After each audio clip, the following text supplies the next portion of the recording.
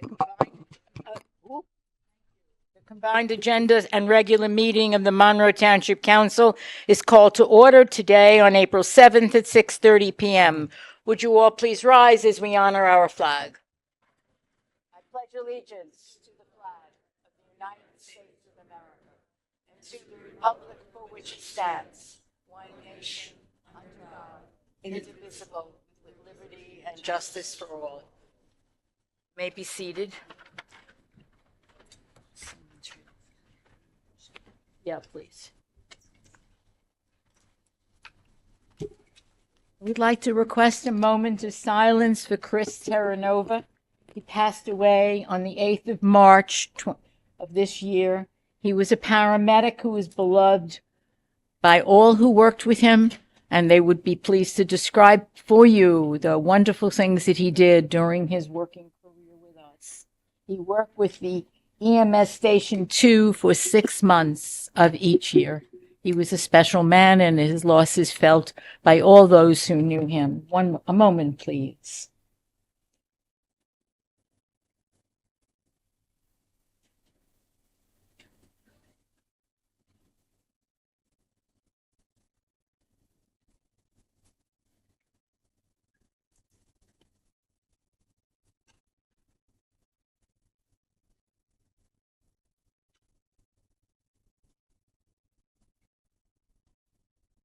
Thank you all. Will the clerk please call the roll? Councilman Charles DePiero. Councilman Michael Markell. Councilwoman Rupa P. Siegel. Here. Council Vice President Terrence Van Zora. Here. Council President Miriam Cohen. Here. Would the clerk please read the Sunshine Law into the record?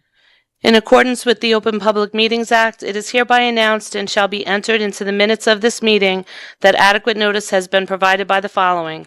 1. Posted on the bulletin board within the municipal building on December 27, 2024, and remains posted at that location for public inspection. 2. Printed in the Home News Tribune and the Cranberry Press on December 27, 2024. 3. Posted on the Monroe Township website. And 4. Sent to those individuals who have requested personal notice. In accordance with Chapter 3, Section 17 of the Monroe Township Code, public comment shall be limited to 5 minutes unless further time is granted by the Council President. Thank you.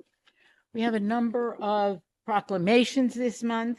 This is National Donate Life Month, April 2025, National Arab American Heritage Month, Monroe Township Library Week, the 6th through the 12th, and National Public Safety Telecommunicators Week, and Arbor Day. I would like to please take note that in honor of Library Week, we have been honored by the presence of our director and the deputy director of the Monroe Township Library. They are someplace there. They are.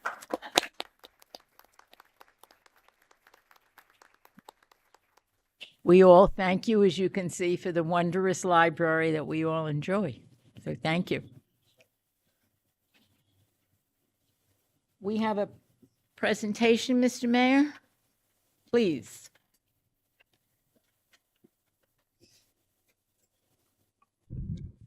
Whoa. Just because it says on the agenda your name. Wow. Thank you, Madam Council President. I'm here to bid adieu to our business administrator here in Monroe Township, Alan Weinberg. And we've been kind of having these go-away parties for him for the last full week of partying and goodbyes. And tonight is to publicly proclaim a thank you to who he is and what he's done. So the business administrator for the town, maybe it was a town that you've been before, you've lived in there. It could be called a town manager. The business administrator oversees all of the administrative functions of the town, from the Parks Department, the Rec Department, Public Works, library, all, not the library, but in particular, but it's also one of the functions is the budget as well. And it's, for lack of a better term, the mayor's right-hand person. And we have been lucky so lucky as a township to have Alan Weinberg in that role. When I came on board, one of the reasons the allure to be mayor was because of our business administrator, Alan Weinberg. So after some time spent with us here, Alan decided that it was time to go elsewhere. And again, I've kind of told the little joke. I'm like, why is Alan leaving? Why is Alan leaving? And I said, is it because I just keep looking at his office? It was right next to mine as a good mayoral bathroom, to convert it to. But it's decided that Alan was to go on to better pastures, better position, and he leaves Monroe a better place. And I think for anyone who's had a career, when it was time to move on, I hope it was a fulfilling job that you had, a job that you were able to walk away and say, I made a difference. Alan Weinberg fits that role. Alan made a difference for Monroe Township. The relationship that I had with the business administrator is a relationship that is every day, many times a day, always talking about what are we doing, what's going on, are there some fires to put out, what have we done, what are we looking forward to? So it was constant, and you needed that relationship in order to function properly. And Alan's thoughts, his mind, his brain, his beautiful brain, was able to see what we needed, what we've done, what we wanted to move forward. So me personally, my experience was I wouldn't have been able to do what I do as mayor to the fullest extent without having such a beautiful man, Alan Weinberg, in that position. So I've waxed poetically enough. I have to just say that, Alan, I didn't know you had so many friends to come out to wish you a goodbye, but it's my honor and privilege to present you with this plaque. Let me read it, and then I will call you up again to give you that'll be the time for you to get up, and I'll give you a little bit of a hug, and then I'll let you chit-chat a little bit. So, Madam Council President, if I may read it, in recognition and appreciation of your service to the Township of Monroe, presented to Alan Weinberg. That was the beautiful guy I was talking about. Thank you for your years of dedication and service. Wishing you the best on the new adventure with much respect and gratitude. Serenity now, Mayor Stephen Delina and the Monroe Township Council, April 4th, 2025. Alan, well-deserved. Thank you.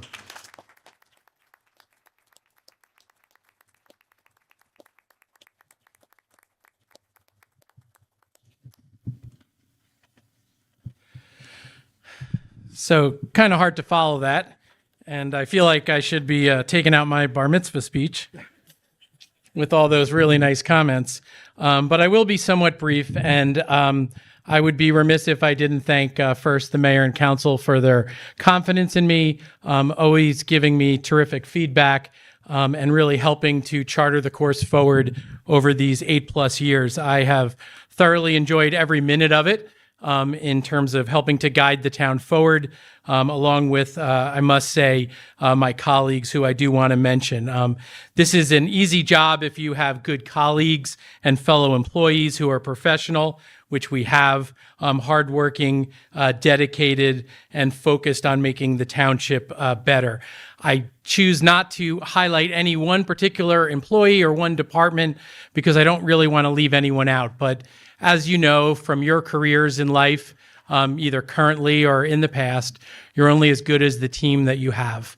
And if you take care and focus on them and helping provide leadership, they will do the same for you, and they are dedicated to the township. And that made my job much easier, whether it was during a snowstorm or an emergency or the day-to-day operations of the township, and allowed us to achieve some really great things, both financially and in providing services. So I thank them. I also want to thank the residents, because at the end of the day, both myself and all the employees serve at the pleasure of the residents. So we appreciate the opportunity to serve. I do want to also, talk a little bit about some of the things we were able to accomplish, because I do think over 8 years we were able to keep us on solid financial footing, which I think is one of the great achievements as we tried to move forward with all the different things that we were able to tackle. But I do want to, be somewhat brief because I know there's a lot of agenda items to get to. I am used to sitting in this seat over here, and so I'll be leaving after my speech, which is a little bit unusual. But just a heartfelt thanks to the mayor, the council, my colleagues, and the residents. This has probably been the highlight of my professional life so far as I move on to other things. And I just want to personally thank everyone for the opportunity for these past 8+ years. So thank you, Mayor. Thank you, Council. You're not getting away without each of us on the council having something to say too. I'm going first because I met you first. Alan and I started together. I was appointed to the council when he was appointed to the business as the business administrator. And I've always remembered what I said to him. I said, we will learn together as we go forward. And indeed, that we have done is learn together. One never knew when a text message would arrive from Alan because every member of the council was always so carefully informed of what was happening. And we always knew. Because whether it was a Saturday, a Sunday, or sometimes 10 o'clock at night, if Alan thought it was important that we know something, Alan made sure that we knew something so that you never felt left out or behind or whatever. It was a collegial relationship all the time because that is how he functions. I know he will bring those same strengths to his next employer who will thank us for what a joy it is to have Alan Weinberg as an employee. So I certainly wish you well. I am going to ask Terry, as the vice chair of the council, to speak next. Thank you, Madam Please. President. Appreciate that. What do you look for in a business administrator? Alan. You want someone intelligent. You want someone that shows professionalism, has good business acumen, pleasant demeanor helps. Someone that knows what to do, how to get it done, how to get along with people. And having a little quick wit can help a little bit to some extent to make things a little bit easier for all of us. I could go on and on about specific times, but Alan exhibits all those things. He's done a wonderful job for our township. I think so many of the things he did, whether it be refinancing our debt and things of that nature, they're basically go unnoticed by the town, but they're the little things that kept our taxes down and kept our town running smoothly. And for that, we appreciate you and wish you the best. Ward 1, hello. Well, I don't think your wit's that great, by the way. I just want to say I'm I guess the newest member on the council, and Alan, I want to thank you for everything you did for me to keep me informed over the last couple of years.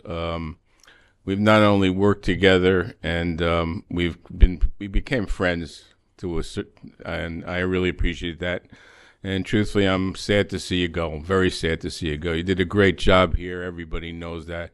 The old saying, everything starts from the top, are the people that work here in Monroe are good people because you're a good person. And it's in your heart that you're a good person, and I truly appreciate that. And good luck in whatever you're going to do now.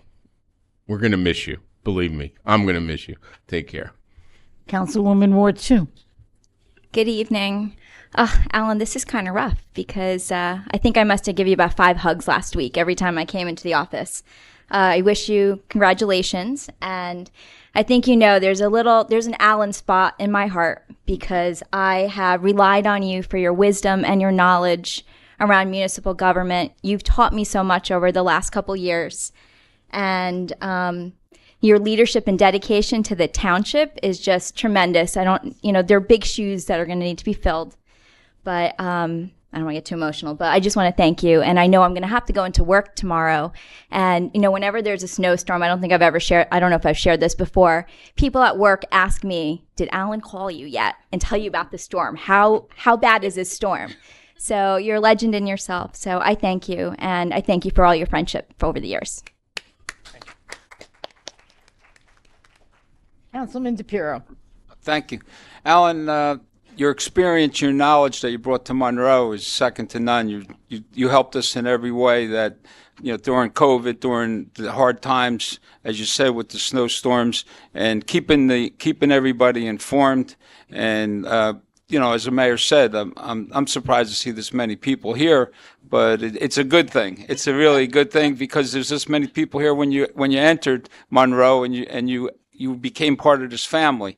And I just want to thank you personally for all the help that you helped us as a team, and also the residents, and also the workers, the employees, and everything that you look out for. It's not easy. And Sundays, it's like you worked every day for us. And I wish you well on your next journey, and good luck.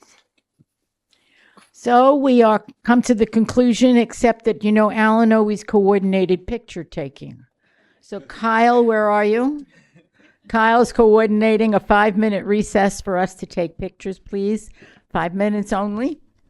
Thank you. The clerk is back. Everyone's walking around. You ready for item 7 on the agenda? Item 7 on our agenda is the ordinance for second reading, 03-2025-006. Bond ordinance appropriating 400. I'm sorry. You read. I'm sorry. Ordinance 03-2025-006. Bond ordinance appropriating $406,000 from developer payments to provide for the improvement of the Southfield Estates Pump Station and the Hidden Pond Pump Station in and by the Township of Monroe in the County of Middlesex, New Jersey. Please read 8. The ordinance is for introduction at the April 7th meeting, 2025 regular meeting. Ordinance 04-2025-007. Ordinance to exceed the municipal budget appropriation limits and to establish a cap bank. Ordinance 04-2025-008. Ordinance authorizing the acceptance of one property known as Block 52, Lot 2.05. Ordinance 04-2025-009. Ordinance approving the traffic signal improvements for Applegarth Road and Joan Warren Way. Ordinance 04-2025-010. Ordinance amending the Code of the Township of Monroe under Chapter 108, Section 6.23 to amend the medical facility requirements in the Planned Retirement Community District 2. At this point, I would like to turn this over to our mayor, please. Thank you, Madam Council President. I know this is a ordinance where there's a lot of members of the public here, and I know there's a lot of strong feelings on both sides in regard to the current nursing requirement for PRC number 2. And I just wanted to provide some commentary in regards to that as we progress during the evening.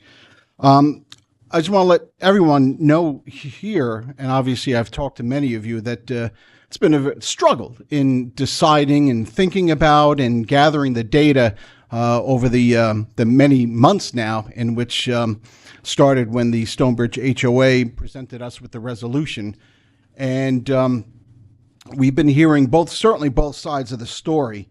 And since the initial contact, I've heard from a number of Stonebridge residents on both sides, and also to be included are many members of other gated communities as well as in general the public in regards to, well, what are you doing with this nursing ordinance? So it's especially the last couple of months have been just the information gathering has been at its peak.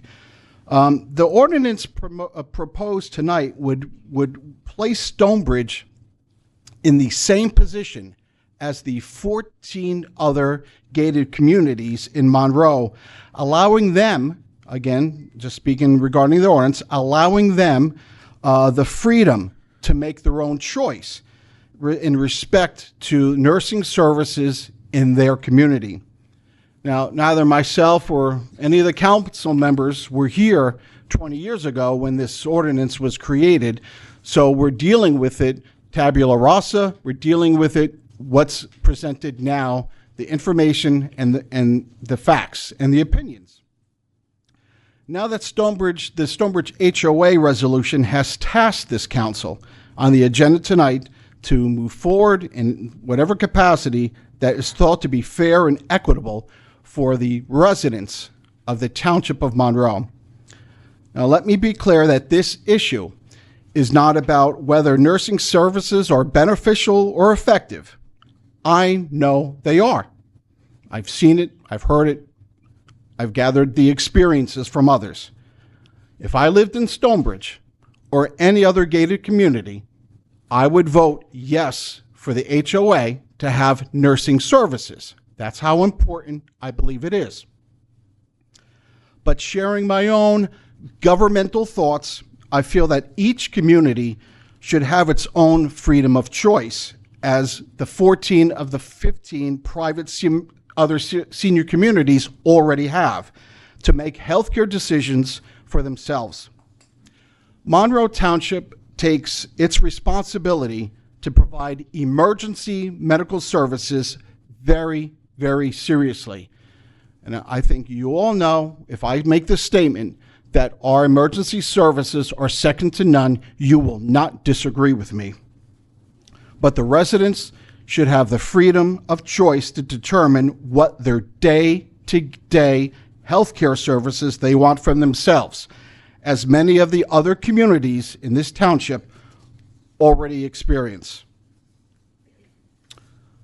I understand and deeply respect the position of all of the residents affected, and I will continue to encourage Stonebridge residents and all residents to support in their homeowners association nurse services as it is an incredible beneficial healthcare service to have. Madam Council President, I thank you. Residents, I thank you so much for indulging me with my remarks. Thank you. And I do have some remarks of my own that I wish to add, because my perspective is probably somewhat unique, because as I'm a member of the Township Council, but I'm also a former member of the HOA in the community in which I live. And I served as president of the board of trustees for 6 years and sat on the board for 10 years, which I think is a really long time. And one of my perspectives was that we had nursing services 24 hours a day, and that I believed that they were important. I've been a registered nurse for a really, really long time. And nursing has been my life's work and continues to be, because I continue to work part-time.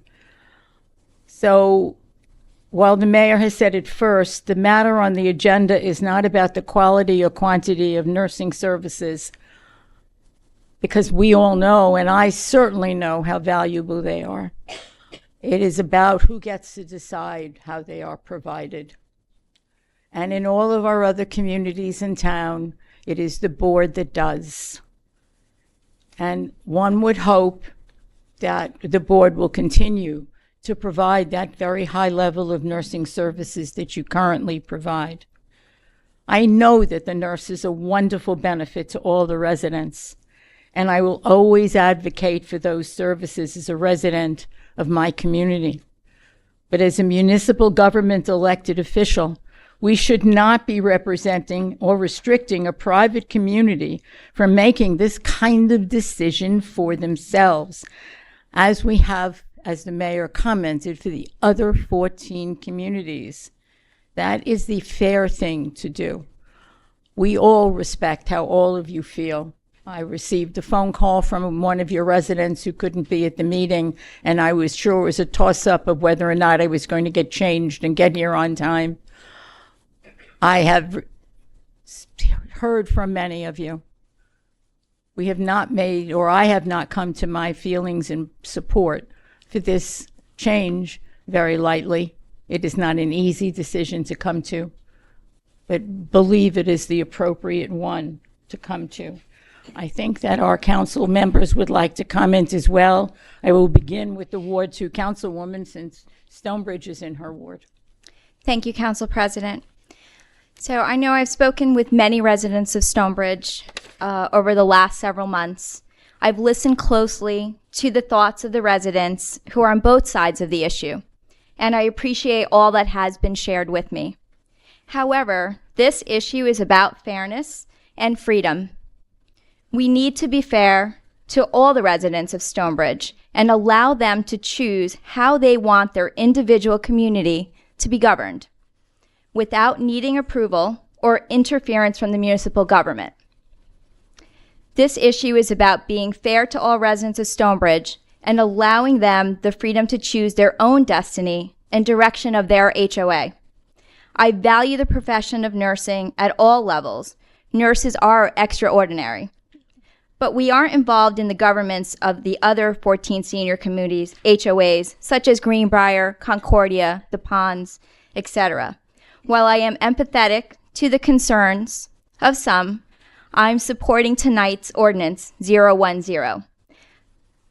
But at the same time, I will continue to encourage Stonebridge to support nurse services if and when the matter comes before the HOA for a vote within the Stonebridge community. Thank you. Mr. Markel? Ward 1, please. As a councilman for Ward 1, I'm sorry. I also support 010. It's obviously not up to this council to make a determination on a private community, and let the community decide what they wish to do.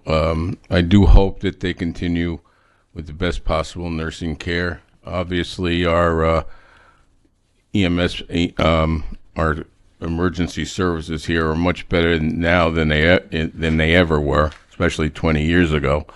So we have great coverage of the community as far as our health concerns are. So I do just want to say I do support 010, and I want to say that they should be on the same level as all the other communities here, senior communities. Thank you. Councilman DePiero. Thank you. As a real estate broker, I look at it differently. As a resident, lifetime resident, I recall the reason why this ordinance came, this change zone of PRC2, it's because we were supposed to get a hospital in our town. And when we were supposed to get this hospital, the reason why was because the residents outside the community gates were saying, how come we're having all of these fire calls, first aid calls, police and everything going to the gated communities. So this ordinance was put in place back then to have the developers who basically reaped all the benefits by profits and everything that they sold to these developers made the profits from the residents that purchased these homes. And you do your due diligence before you purchase these homes. And there are some residents that go into these communities with the 24/7 in mind. So I'm not saying which way I'm going as far as voting for or not voting for this, but I want to listen to the residents, because we did receive, as our mayor said, and council president, we've received many emails over the past couple months, but it's also a concern of mine that if it's because of money, as a fire commissioner, which is a different hat I wear, money, when we sit on that board and panel, you don't put money in place of life and safety. So when you look at it for dollars and cents, that's the wrong way to, in my opinion, is to look at why are we cutting this out. I understand what my fellow council members and also our mayor saying about letting Stonebridge have the same rights and the responsibilities, and the board have the same rights that all the other 14 communities have. But there are some that cut it out. They're 24/7 on their own, and this kind of limits Stonebridge, which I totally understand. The reason why you guys keep coming to us and sending us emails, and as our mayor said, none of us were on the council when this was put in place. But I was in the audience, like where everyone is sitting today. I was sitting there years ago, and I know why this was put into place. And it's for the safety of the residents. So it's something that I'm going to have an open mind to continue to listen to your testimony and what everyone says. And I'll make a decision based on, as a real estate broker for 45 years, as a resident for a long time, and I understand you do your due diligence when you purchase a home. So, thank you. Councilman Van Zura, please. Thank you, Madam President. I could probably make a strong argument either way on this issue. There are strong arguments on both sides. The one side, obviously, is this ordinance was in place when people bought there. They may have had the expectation that that would be something that would remain in place. On the other hand, the other side is that this association is run by a board of trustees that's elected by the people who live in that community. And the members of that community do have a say in who they elect.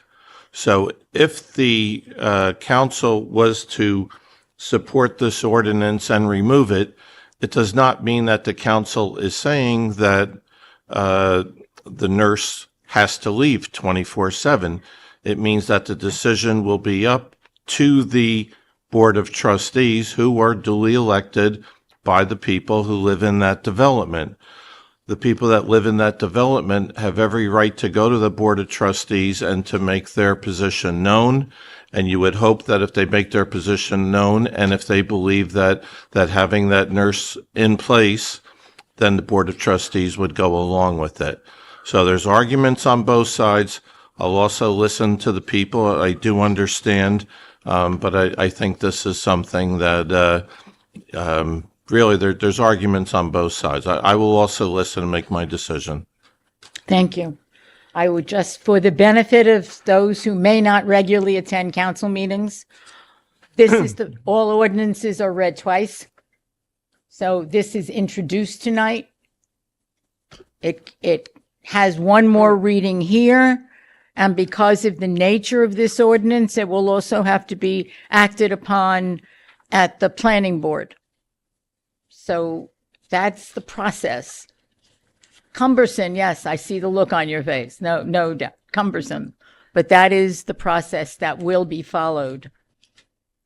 We have the resolution. Item 9 is resolutions for consideration under the consent agenda at the April 7th meeting, R4 2025-077 through R4 2025-102. I'm assuming all of us have reviewed the resolutions. You have some that you would like? Just two. Just two, please. R4 2025-084. R4 2025-100. Thank you. Thank you. Anyone else have resolutions they would like removed from the consent agenda? Then we have a separate resolution, R4 2025. Of that I didn't notice. 102 is the resolution introducing our budget. Pardon? That's great. Oh, yes. Yes, we will do that at the next one. We're going to move to our public comment section. It is limited to agenda items only. Remember, you have 5 minutes per speaker. This chair is occupied. Your name and address for our records, please. Good evening. My name is Barbara Levine, 38 Timber Hill Drive. I'm president of the HOA at Stonebridge. I would like to thank the mayor and the town council for placing the nurse ordinance back on the agenda for consideration. And I'm sorry you will hear some repetition. As we know, when Stonebridge was built in 2006, it was designated a PRC2 community. Therefore, it was required to have a registered nurse 24 hours a day.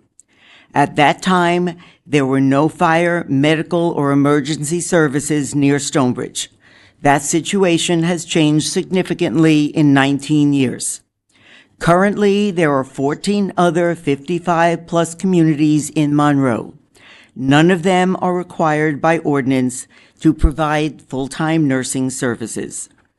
Some other communities offer full-time nursing services, some have partial, and some have none. These decisions were made by each respective community. Stonebridge does not have the option to make its own decision due to its current classification. We are just asking to be treated on par with the other Monroe communities. Let me stress, the town council vote will not change our current 24-hour nursing coverage. It will only remove the township's requirement that we have such coverage.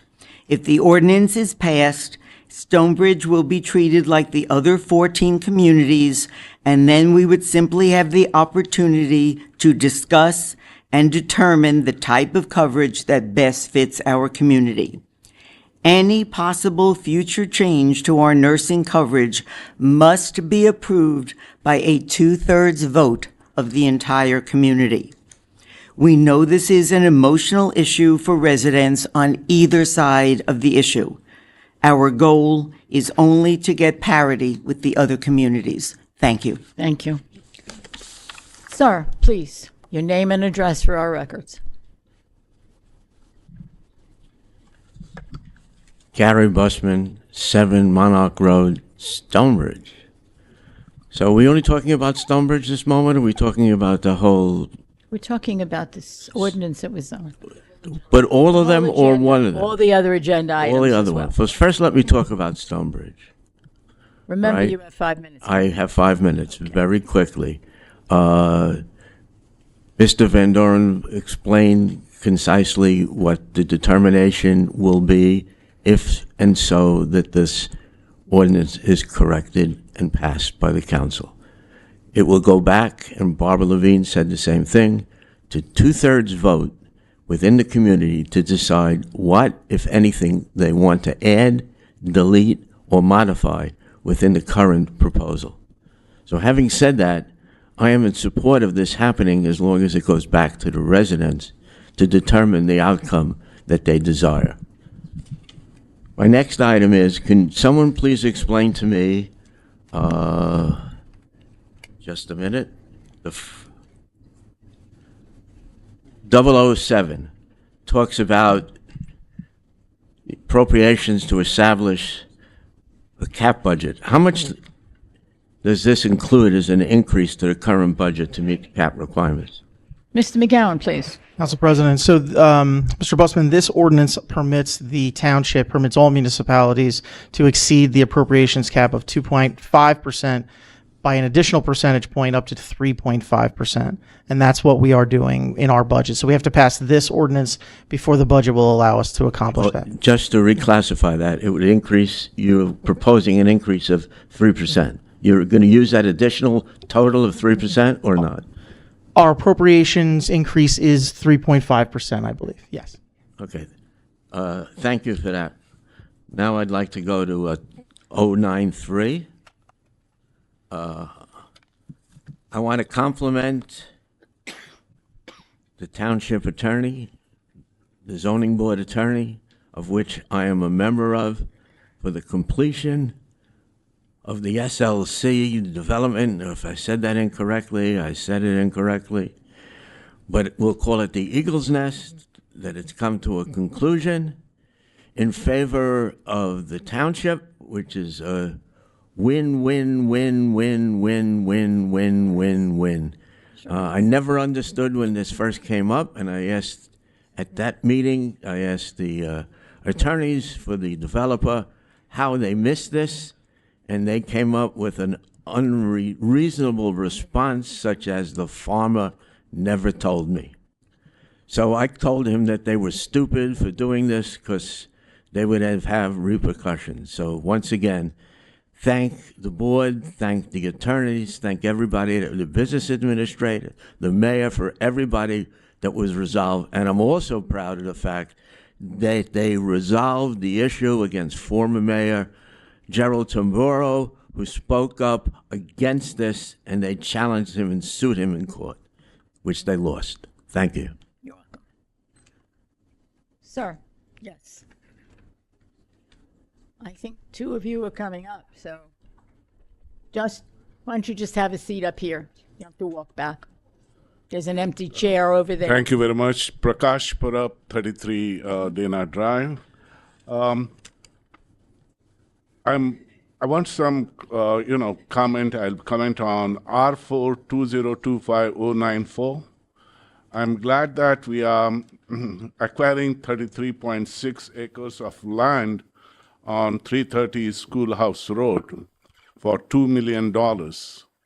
So 33.6, 2 million divided by 33.6 comes to about $54,600 per acre.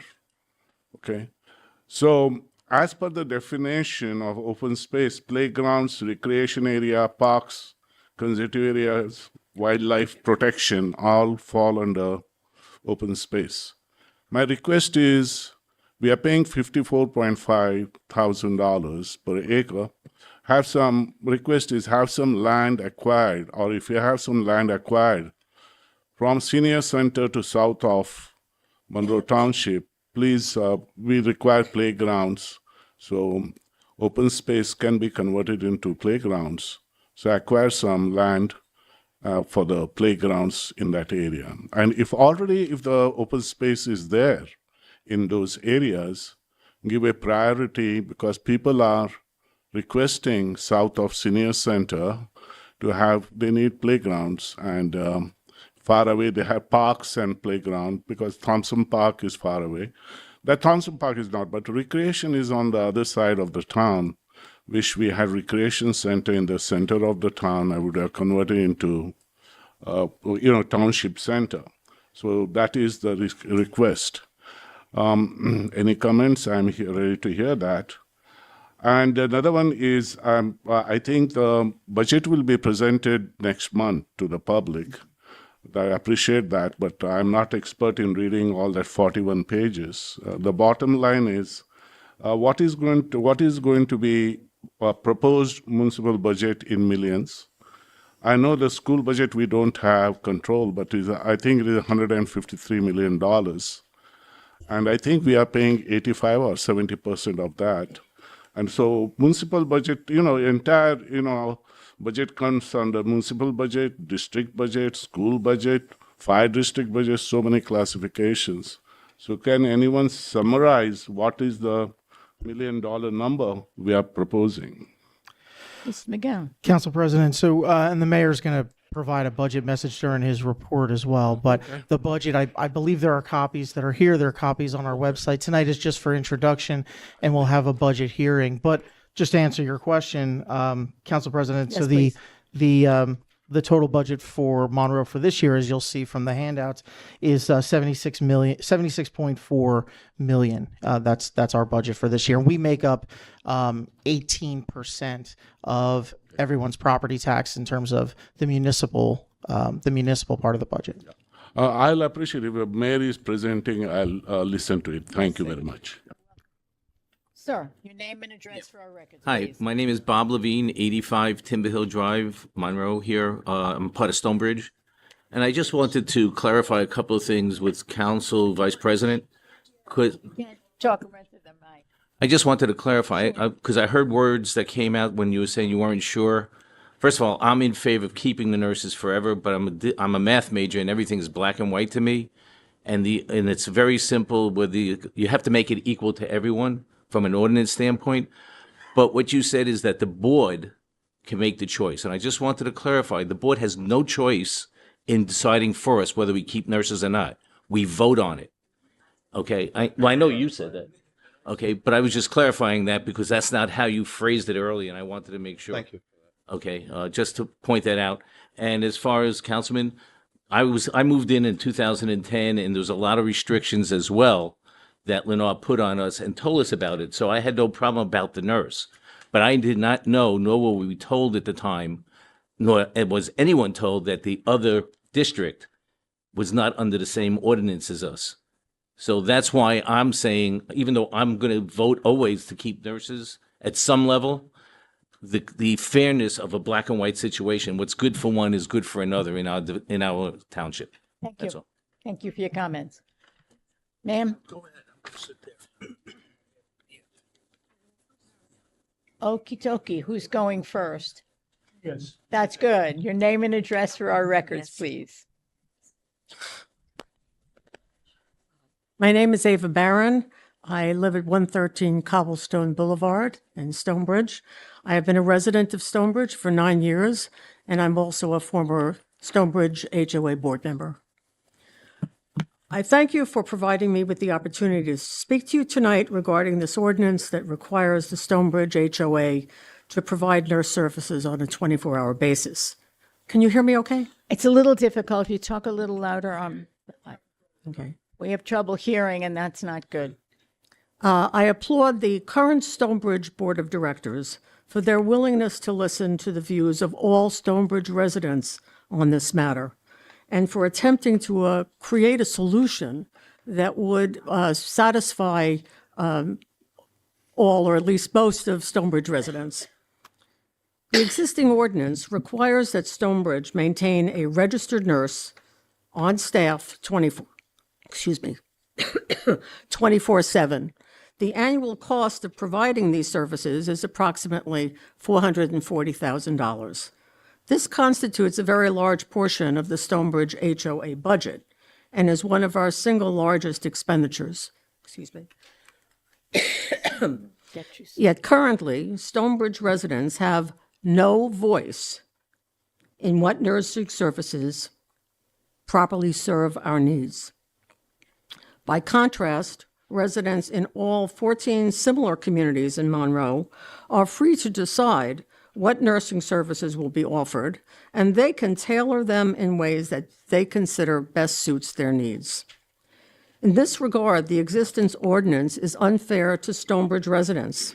Indeed, the disparity of Stonebridge, the treatment of the township's ordinance is so glaringly unfair that Stonebridge residents have queried me to explain to them how it could even be legal for a township ordinance to be so discriminatory.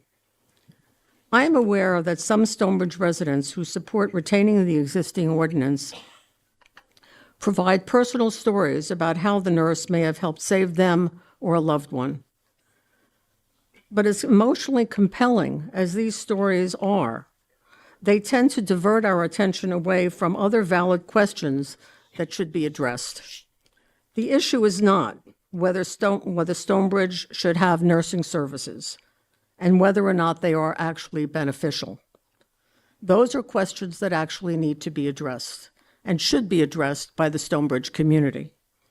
If having a nurse available on a 24/7 basis actually is necessary to save lives, shouldn't we conclude that all other 55-plus HOA communities in Monroe similarly have such service to protect its residents? Are HOAs that do not provide a 24/7 nursing service being negligent by not protecting their own residents with such nursing services? Moreover, if the township accepts the claim that having a 24-hour nursing service is in fact a life or death necessity, as some claim it might be, then shouldn't the township conclude that such nursing services be required of all its HOAs? At this juncture, our Stonebridge Board rightly raises what we should pay attention to, the fundamental question that needs to be addressed by this council. Will the township grant Stonebridge the same right to determine its nursing services as all other 55-plus HOAs in Monroe Township? Or will it continue a policy that is glaring in its disparate impact on Stonebridge. I ask that the council keep in mind that the Stonebridge Board's request to amend the ordinance does not mean that the Stonebridge HOA will eliminate its nursing services. Far from it. What it does mean is that Stonebridge residents themselves will make this decision. Bear in mind that the Stonebridge Board established a very high bar to make any change to existing nursing services. Eliminating or even modifying existing services will require the votes of 2/3 of Stonebridge residents. That is a very high bar. A burden extremely difficult to overcome. In other words, any change to our nursing services would occur only if a substantial consensus among Stonebridge residents emerged. You've reached your time limit. Okay. Thank you. Thank you for your comments. Your name and address for our records, please. Stanley Fisher, 112 Timber Hill Drive. Regardless of the outcome of this issue, I thank the mayor and the town council members for raising their hands and serving all of us in the community. As to this issue, it appears to be an uphill battle for some of us, but I'm a Jets fan. I'm used to that. Our board is saying to you that nothing will be changed, and you just heard it, without approval of 2/3 of all the residents. However, this 2/3 requirement is included in our HOA's board resolution that they sent you requesting the amendment, but it is not in the amendment itself. And several attorneys have told us that this could be changed by this or any other future board. They could come back in the future in 6 months and say, why do we need 2/3? Why not just a simple majority? Or why should anybody vote? Why not let the board itself decide on everyone's behalf? The board could have asked the township to codify the 2/3 requirement as part of the amendment, so as to preclude this or a future board from changing its mind. But they did not. We stand opposed to the amendment, but at a minimum, it should have, or if you should consider it again in the future, a provision codifying the 2/3 requirement. And this should not be controversial. In other communications with you, they have said that 53% of the community voted in a survey to eliminate this mandate. The survey was originally sent out to homeowners' email addresses, which meant that a two-address household, which is most of us, received 2 votes. A one-address household, be it a single person or couples sharing an address, got only 1 vote. And if you didn't register your email address with the board, you got no votes. So this was not a fair survey. Furthermore, this was a push poll. When they introduced the survey to the community, they said the board's position to eliminate the mandate. You don't do that if you want it to be impartial. The bigger problem, however, well, I spoke about this being a push poll. In its release of the survey results to the community, they said that 53% of the residents wanted to eliminate the mandate. That was completely untrue. It was 53% of the respondents. And when you consider the large number of people who didn't get to participate, we estimate that it was somewhere between 26 and 30% who wanted to eliminate the mandate. That's hardly a significant amount. Perhaps the most egregious, well, I spoke about the 53%. Also, when they asked the question about the mandate, you either you wanted to keep the mandate or reject the mandate. And they failed to tell you, and they failed to point out to the residents that when you were actually checking off the eliminate mandate box, they added 7 additional words after that, which will not affect our nursing services. Now, the only way, the primary reason people want to reduce or eliminate services is to save money. The only way you're saving money is to reduce the services. So this was a fallacy that they communicated to you. Sadly, residents who came here a year ago are unable to be here tonight because of significant health issues. I, as a person who spent his working career as a CPA and financial executive, measured issues always in dollars and cents. And I can tell you, for those not here tonight, and indeed for all of us, this is not such an issue. This is one of life and death. In lives made better, years well enjoyed, and lived as full as possible, with much of our thanks going to the wonderful team of nurses we have at Stonebridge. Thank you for listening, and I appreciate your service. Anyone else wishing to address us, please come forward. Your name and address for our records, please. Good evening. Lucio Panos, 1208 C. Landera Plaza, Monroe. Regarding Ordinance 007, to exceed the municipal budget appropriation, what specifically caused this to happen? What specific bills? 1% is a lot of money. You didn't do a quarter. You're not proposing a 0.25% or 0.5%. A 1% increase over the limit doesn't seem right to me. So are there specific issues that prompted this? Mr. McGowan, you want to answer that, or have Ms. Zola answer that? Sure. Lori, do you want to? Laura, you want to answer that, please?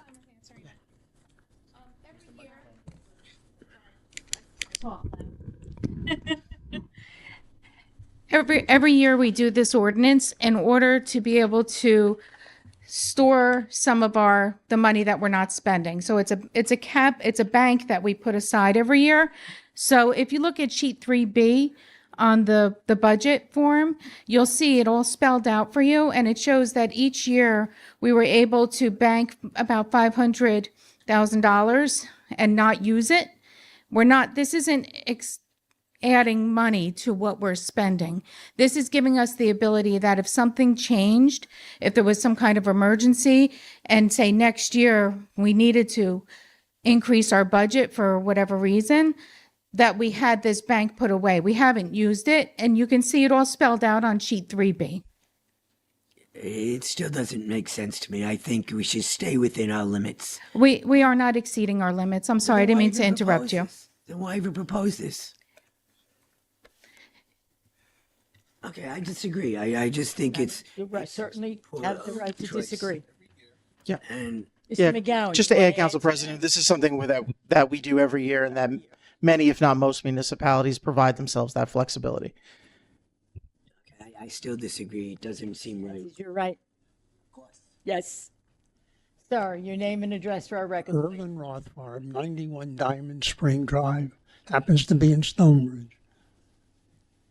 Self-determination and fairness, the issue on which many of you in front of me said you are going to decide this matter. Stonebridge decided for itself by invoking the provisions of PRC 2 with more than 600 homes that require a nurse. Every one of us who moved in over the last 17 years either knew or should have known of our zoning ordinance provision that a nurse was required by the township. So everyone here decided, they made their own determination previously. There's no reason to give anyone a do-over. It was done. We relied on it, we moved in, and I think we're entitled to it. Now, just because no one... Would you lean back a little further from the mic? I'm sorry. We're hearing your voice. I'm unaccustomed to... Don't apologize. None of us seem to do really well with mics. We need a class, Mike. The fact that no other community is required by the township at this time to have a nurse doesn't make the ordinance unfair to Stonebridge, or to its residents who got exactly what they wanted. and it's a very nice community, and they're pleased to live there. Now, it was reckless for Stonebridge's board to say that there's no longer a rational basis for, or no longer a rationale for a nurse, or that she is obsolete, supposedly because of urgent care facilities and our EMS services. The urgent care facilities are open less than half of the time as our nurse office, do not come to your home, and tell you not to go to them if you have an emergency. Can you hear me properly? Yes, I can. Thank you. EMS is wonderful, but neither the nurse nor EMS replace each other. They do different things. They help each other. Now, the survey that was taken was actually a push poll geared to obtain the response sought by the board. Nonetheless, the results showed an underwhelming 6% margin for residents who responded that they wanted to eliminate the nurse. At most, we are a divided community, and certainly there is no mandate to revoke the mandate of the ordinance. That just is not the case. Fourth, the Stonebridge resolution says that if the township revokes its nurse protection, Stonebridge will not change nursing services without the vote of 2/3 homeowners. Now, unfortunately, any board has the same power as a prior board to change a resolution, generally. Stan Fisher mentioned that if indeed you do decide to allow the mandate to be suspended or eliminated by a 2/3 vote, you can simply add a paragraph to the amendment. You don't have to do away with it. Finally, Stonebridge proved that it is possible to obtain the votes of a 2/3 majority. Electronic voting is permitted, and the election that was held was not closed until sufficient votes were cast, so they had 2/3. It wasn't on the nurse issue; it was on a different issue. But 2/3 is something that could be very real. So what we're discussing now is not academic, even if a vote should be held of the residents. The nurse could be restricted or eliminated as a possibility, and we came here with the understanding and assurance by this township that we would live in a community with a nurse. We could have gone anywhere within Monroe Township. It's a lovely place to live. Now, my conclusion, the nurse and the ordinance have served us well for 17 years. Insufficient facts and no expert analysis is given. Sorry, your time is up. I thank you for your comments.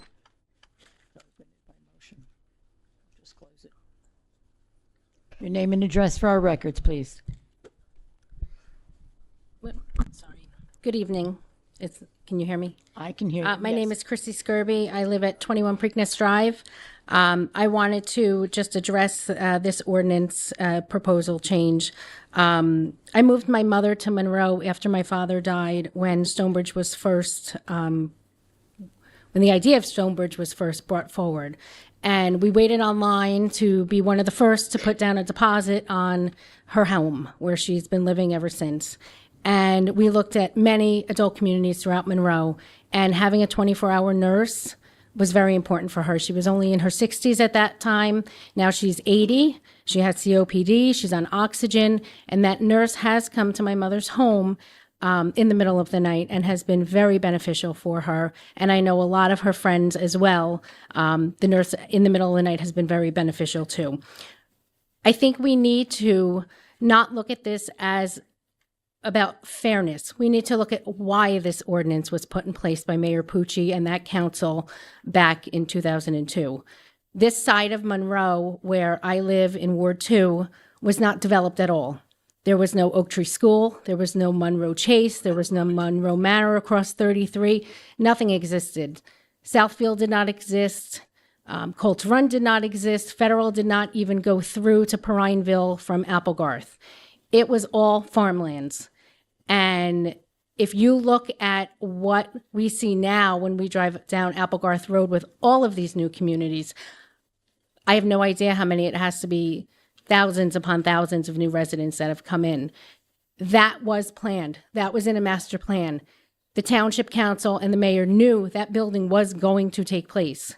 This ordinance was put in place, and Lennar had a choice. They did not have to build a 950 unit development. They could have built 599 homes, and this ordinance would not have pertained to them. They decided to go for maximum revenue, and they built over the 600, and now they had to conform to this ordinance.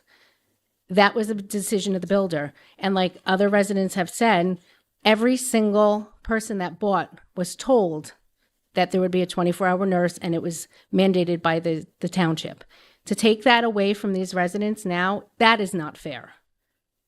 Everybody who bought knew that that was what they were having. And you need to, as a council, look at why the ordinance was put in place.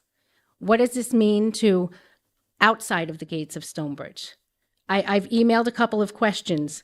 How many towns does Monroe EMS currently respond to as a primary EMS or backup?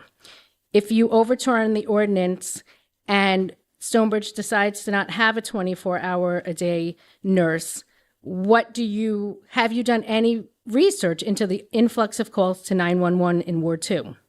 How will the rest of the town be affected by you repealing this ordinance? Do you have other questions? Yes. I just would like to know how you can sit here and cast a vote if you have not looked into all of that information. And we have two council people here that I know, Mr. Markle and Mr. Siegel. You were not here living in Monroe Township when this ordinance was put in place. And I really think you need to go back and look at the history of why this was done. Would you please address your comments to me and not to individual council people? Please, thank you. Sure. I think it's very important to understand the impact, the reasons why this ordinance was not put in place to hurt residents in Stonebridge or to punish them. There was a real planning reason behind this by former councils and a former mayor. And I think that before you decide to overturn that ordinance, you really have to do your due diligence to understand why that was put in place. This isn't just about fairness. This is about understanding your role and understanding why this township, for this many years, had an ordinance in place for the township for and if you want to talk about EMS services, like I said, none of these developments existed. So currently, our EMS is second to none. It is amazing. My family has had to utilize it. They have been amazing. But there is you can see every day. I mean, we see our ambulances up and down Applegarth. They are definitely working very hard. And I just want to know what you think the increase will be on them and if that has been explored. Thank you. Yeah. And if I could get an answer to some of my questions. Sir, may I take a moment and introduce to those of you who do not know our Director of EMS Services from Monroe Township. In reference to your question on primary, we are primary for Monroe Township only. We have no signed agreements with any other town. We do provide mutual aid services, but it's on a as-needed basis and pending on call volume. So we do turn calls back to other towns. We will not send our last truck out. So we do keep our last truck in town and available at all times. And we have sent trucks to other towns and have recalled them back if our volume picked up. And how many towns do we do that with? Anybody around us. So it's mutual aid. It's anybody that calls around. So we've had towns from East Brunswick, Spotswood that call for us. And if we have somebody available, we'll send them. If not, we turn the call back to them. So not having agreements allows us to do that. So we don't have primary response to anybody except for Monroe. Okay. In reference to the call volume, with some of the changes that some of the other communities have made, we have not seen any increase in call volume that was dramatic, that they got rid of their night nurse. So now all of a sudden we see an influx of calls. They've remained the same. We've been looking back through the numbers, and if we had to make changes, we would move trucks around and add crews if needed.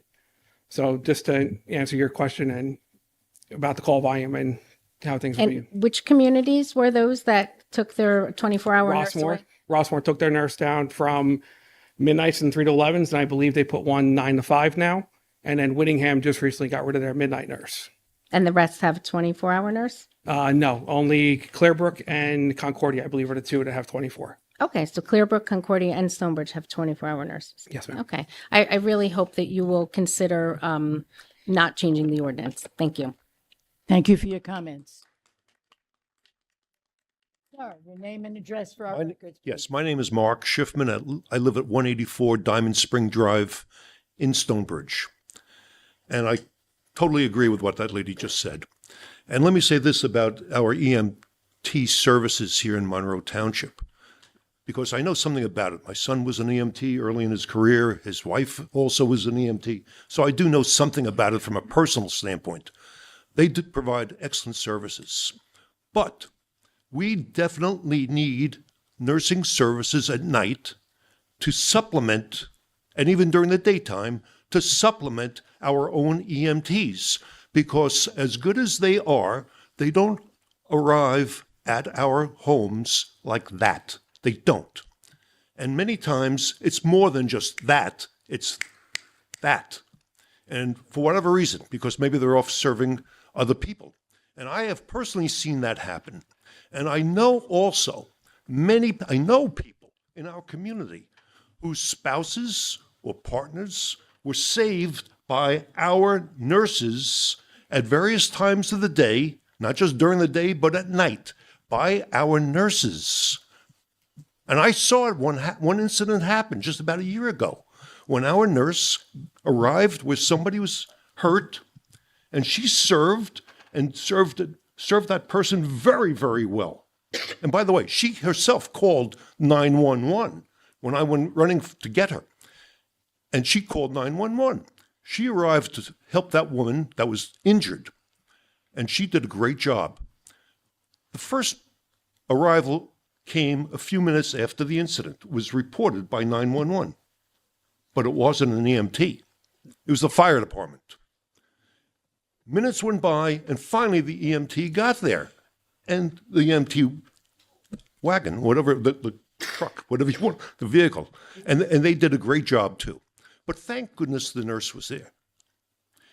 And I know for a fact, as I said, that the nurses have done similar life-saving work before an EMT came. And it wasn't years ago in the early days, it was in the last 10 years. So there's a big difference. And what you said earlier is very important. Would you please address your comments to me? I'm sorry. Thank you. Okay, I apologize. Don't have to Now, apologize. the other thing is, and not to get political, but on the national scene, terrible things are happening to healthcare nationally. But not locally in Monroe. Okay, no, hold on a second. Please. Hold on a second. Make me do this. What I'm saying is that there are other reasons why this is being done. Why is the board endorsing the notion of eliminating the current ordinance? Folks, I have had would you let him speak? I have had private. Please. Thank you. I've had private conversations with board members a couple of months ago, and the notion came about. The reason is what they want to do is cut back on nursing services, the quality of the level of nursing services, particularly in the nighttime hours. They want to lower the service from a nurse down to a different level. I think that's wrong.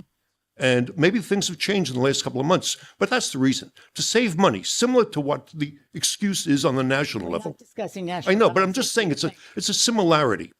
And I think the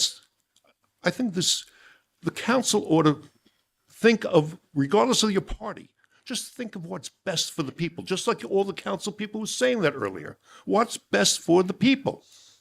What is best for the people? And so many of the residents deliberately moved into Stonebridge because of 24-hour nursing services. Don't undermine that notion now. What is going to happen to these people? Because God forbid something bad happens to one of them and an unforeseen accident occurs and it takes a little while for an EMT to come in and do a great job. But in the meantime, there should be a nurse there tending to that person. There really should be. And that's a really basic point. And our people really want, so many people really want to maintain the 24-hour nurses. So thank you very much. Thank you. Good evening, Council. Member Paul Onish, 10 Aqueduct Road, Stonebridge Development. Good evening, Council President and Council members and Mayor. As a past Stonebridge Board member, I appreciate the efforts that Monroe Township oversees, like the police, fire, EMS, EMT, water, sewage, and other township departments.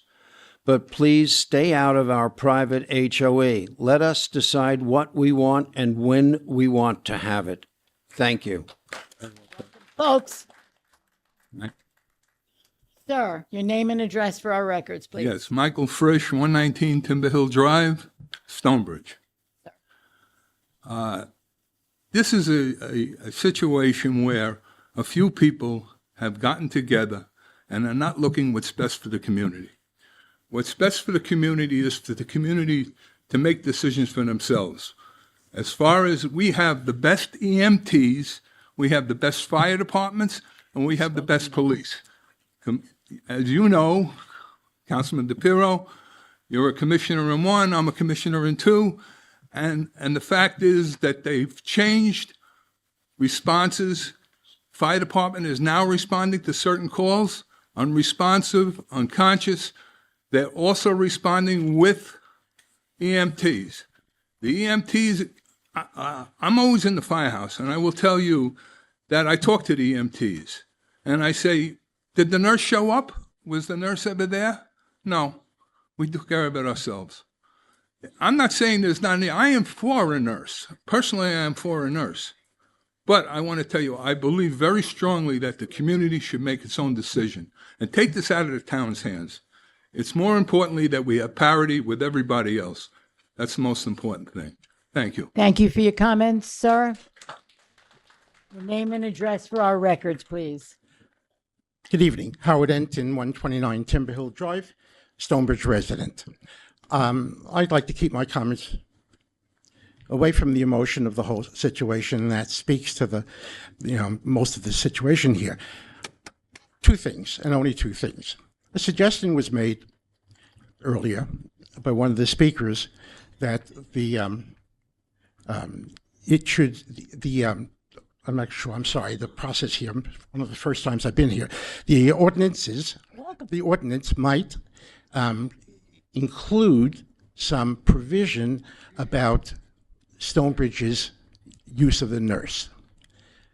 There was a suggestion that was made. Why doesn't the ordinance include something specific about Stonebridge and the nursing services? To do so would also just create the same situation that exists now. It would not be the same ordinance that applies to everybody. You're not about to pass an ordinance that reintroduces a situation different than how it applies to all the other communities. So it's sort of either we are free to make these decisions or not. But more practically, and you can see it demonstrated by the emotion here, that exists in the community as well. Practically speaking, aside from all of the conversations here, with this high level of emotion about the use of the nurse and that without specificity, the mere fact that any board at Stonebridge that would seek to eliminate the nurse would be a very short-lived board.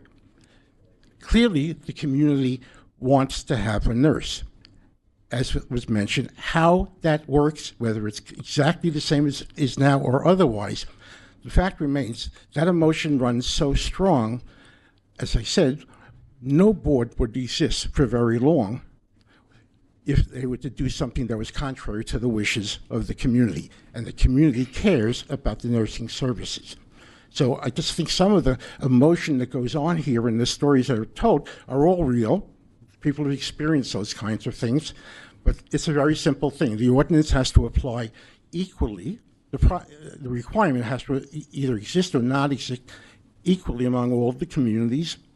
And at the same time, realistically, Stonebridge Board and the community is not likely to ever allow. It was the Stonebridge Board that offered up to 2/3 majority, as opposed to majority equal half plus one.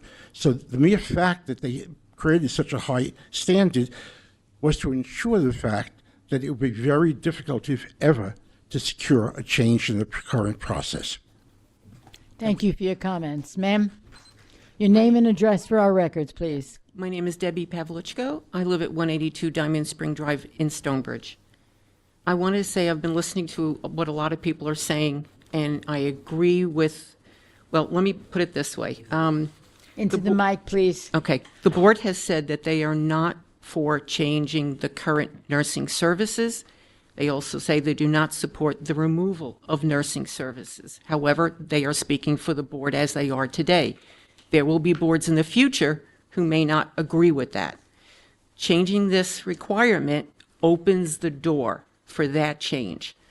And it's been said here that people bought their homes with the idea that they would have 24 hours nursing services and feeling that that was a comforting thing for them. My husband and I bought it that way.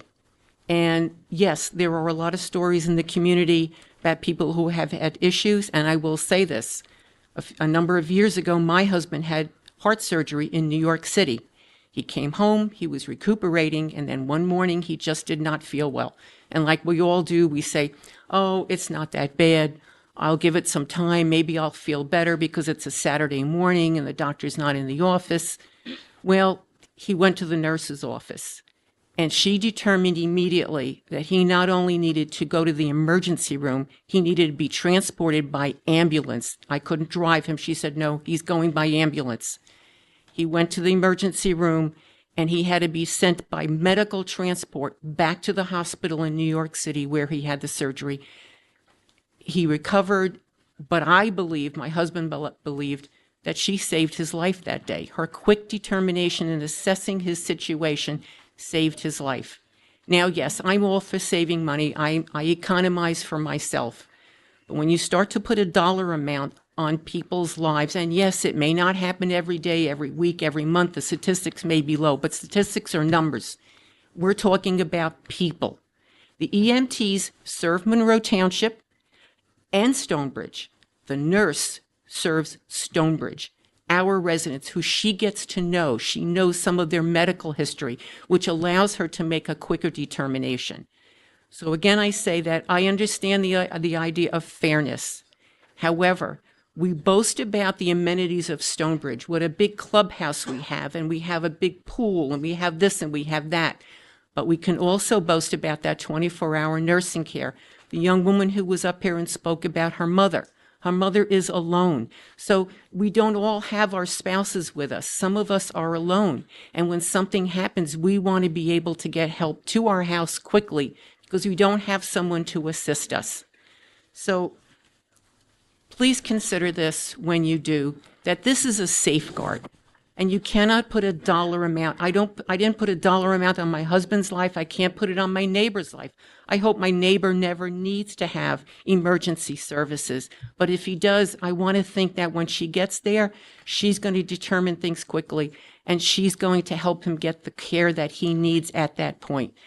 And I know the EMTs are great, but as I said, the nurse serves the residents, 946 homes. People who are getting older, who have health issues, who live alone. And as I said, the board may not feel that they want to make any changes, but next year's board or the board after that, they have the ability to do that then, and it's a concern for a lot of us. So I ask you to please consider that when you go over this and a lot of the points that have been brought up at this point, at this meeting. Thank you for your comments, ma'am. Thank you. Sir? Yes. Your name my and name's address Peter for the record, please. My name's Peter Endiro, 62 Drawbridge Drive. I think this goes a little bit more than just the nurses' services. It's home rule. it's more than just the nurses. Let's not just concentrate on that. It's everything else. It's an ordinance, yes, to the nurses, but it can be to anything else. We at Stonebridge have a right to determine our own course. This also has to do, in my opinion, I could be wrong, but I think Title 39 comes into effect as well. So it's not just the nurses, it's the concept of home rule. Thank you. You're welcome. Ma'am, your name and address for our records, please. Yes, my name is Glenda Bella. Can everybody hear me? Yes, I can hear you. Okay. My name is Glenda Bella, and I live with my husband, Paul, at 14 Cobblestone Boulevard. The last time I spoke to the board was in June 2024. Speaking to the Monroe Township Board for me is leaping out of my comfort zone because I prefer being home, having dinner with my husband, Paul, and little Poodle, who's usually perched on a kitchen chair eyeing my dinner with never-ending hope that I'll forget he just ate his own dinner. I'm talking about my dog, not my husband there. This agenda item is of great importance to us personally. Here's a little backstory on why I say this. 17 years ago, we traveled from our home in Columbia, Maryland to search for a location closer to my daughter's home in West Windsor. We found 3 communities that offered many of the advantage we would enjoy for living a good life in our senior years, and the advantages were all very similar. It was going to be a difficult choice because the communities that we were focusing on had similar advantages. We tried to read the documents given to us by the communities we were considering, as well as the township documents. So we did do due diligence. It was a daunting task until we discovered the zoning ordinance that affected Stonebridge, one of the communities we were considering. Hallelujah. That was the deal maker for us. Not only would we have a nurse on site 24/7, but we were assured that the benefit of an on-site nurse was here to stay and not likely to disappear with the passing of time. I'm speaking to you tonight because with the passing of time, this is what happened to me and Paul and many of our neighbors. We got older. The nurse became one more insurance for us if and when something related to a health issue happened in our lives. We could call on the nurse and her or his response would be immediate. I'm speaking to you tonight because Paul and I feel as if the rug has been pulled out from under us. Or to put it another way, picture yourself at the 5th floor window of a burning building. There is a wall of fire blocking the stairway. The firemen holding the safety net below are shouting, "Jump, jump." So you step into the void, glance down, and the safety net is no longer there. Just picture that. It wasn't there when you gathered your courage to jump. Well, that may not be the best analogy, but that is how I think. Rules, regulations, contracts, law, all can be modified. But it's my belief that this modification needs to be very carefully considered. It could save a life one day, or maybe it already has. And that's what I have to say. We thank you for your comments, ma'am. Thank you for your time. Sir, your name and address for our records, please. Good evening. My name is Bernard Meyer, and my address is 155 Cobblestone Boulevard at Stonebridge. I've been a Stonebridge resident about eight years. A lot of comments tonight. I'm going to try to keep my remarks brief. Good. A lot of issues, a lot of opinions have been offered tonight, but I think it should not obscure, it shouldn't obfuscate the fact that there are 2 basic issues before us. The first issue is whether Stonebridge should be subject to a requirement that does not apply to any other gated community in our area. I have not heard anything tonight. I have not heard one logical, compelling reason as to why Stonebridge is subject to this requirement. The second issue, and it's certainly related, is the level of medical service that Stonebridge is willing to provide and for which its residents are willing to pay. And that is certainly very important. I've heard that tonight, and that's a legitimate concern. I think some of the people who have expressed their objection to this amendment feel that if the amendment is passed, it is simply a prelude to a following discussion on the level of service, medical services that are going to be provided, whether they're going to be continued or modified or eliminated. That's a legitimate concern. And at some point down the road, that discussion may well take place. However, that is legitimately something for the board and ultimately for the community residents to decide. We're not discussing whether we provide services tonight or what lives are being saved. We are discussing first whether Stonebridge should be subject to this requirement, and following that, the community will make a decision. This is a country in which we have majority rule. I do not believe that the board, having gone before the community and this council with a commitment to require 2/3 of the members, not voting people, but 2/3 of the members of the entire community, are going to renege on that. It's not going to happen. And as a previous speaker noted, 2/3 is a very high bar. It can be reached, but it's a high bar. It's considered a supermajority. And if at some future point the community decides it, then we have to live with that decision, because that's what a supermajority of the community wanted to do. But I urge you tonight to pass this amendment, because there is simply, when all of the talk is said and done, we haven't heard anything tonight that would convince us why Stonebridge should be uniquely subjected to this requirement. Thank you. Thank you for your comments. Sir, your name and address for our records. My name is Alan Tannenbaum. I live at 26 Diamond Spring Drive in Stonebridge. Actually, I agree with this gentleman who just spoke, but I happen to be a cardiologist and a fire commissioner in District 2. Short and sweet. We're not here to debate whether we need a nurse or not. Nobody is saying that we don't need a nurse. The stories are very nice. The nurse did this, the nurse did that. I'm sure she supplies compassion to people, and she does what she's supposed to do. But our medical system in District 2 especially, if the EMTs can't respond to a call, the fire department responds to the call. All our firefighters, our paid firefighters, are EMTs in District 2, and they do respond to all the calls if the EMTs can't respond. So the care is there, and they can be there. We live 2 minutes across the street from the fire department. They can be there in 2 minutes. So again, we're not debating whether we need a nurse. Nobody is saying that we do not need a nurse. We probably do need a nurse, but we're debating whether we have the right to decide whether we need a nurse and for how long we need the nurse. And that's the main issue. All these stories about how the nurse saved my life and this and that, that's fine. And I believe all that. The nurses are they do a terrific job, but that's not the issue. The issue is whether we should choose whether we need a nurse or not.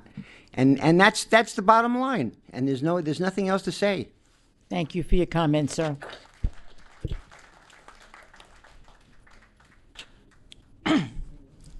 My name is Ellen Panzer Schwartz. I live at 19 London Drive. I usually don't comment on things, but this is my wheelhouse. Healthcare is my wheelhouse. Healthcare is the thing that's so important to me. I moved to a senior community here 6 years ago. I moved with my husband, and then I also moved my mother in, who had complicated health issues. The first thing I have to say is I've never lived in an HOA kind of a community before, and I've never lived in a senior community before. And I will say that the running in mine, which is not Stonebridge, it's Greenbrier at Whittingham, has been an organization where I feel that the residents are standing up for their rights. I don't see any community within, and I have to tell you, my parents lived in Concordia, so Monroe and senior communities I've known about. All of these communities, these senior communities, are phenomenal, and at their apex are looking at the healthcare and the welfare of their citizens. And in listening to what's been going on, I agree with everyone, the importance of having quality EMS, quality healthcare, people that are looking out for you, people that you can reach at any time. And in my life, and I was doctor for sports for New York City, I had to call in the Bronx or in Manhattan and get people to find me in the streets sometime. I've never had more quality care than in Monroe Township when it came to health care. In my own community, our nurse is wonderful. Everyone should be calling 911 first. And that's the most important key. The times as a physician that I've seen the problem is where we call the nurse first or a friend instead of calling 911 first. I myself don't touch a person. Even if I have to do CPR, I don't touch them until I call 911 because I can't do it for 3 more hours. That being said, I think, again, healthcare is the most important, and I extend all of my heart to all of you. But this is a decision of community. And in Greenbrier, we do have a community. I go in front of the HOA and argue my points on things. I also talk to my neighbors about points that I have to get them involved. Getting your neighbors involved is important. But the bottom line is you should be directing your own. And I cannot see in any of the senior communities that any HOA or any community would not respect the health care of their neighbors and their friends and not respect that you are the most protected people. And I think this is the best place, and I want to give congratulations also to the entire healthcare community, and thank you to the EMS. Thank you.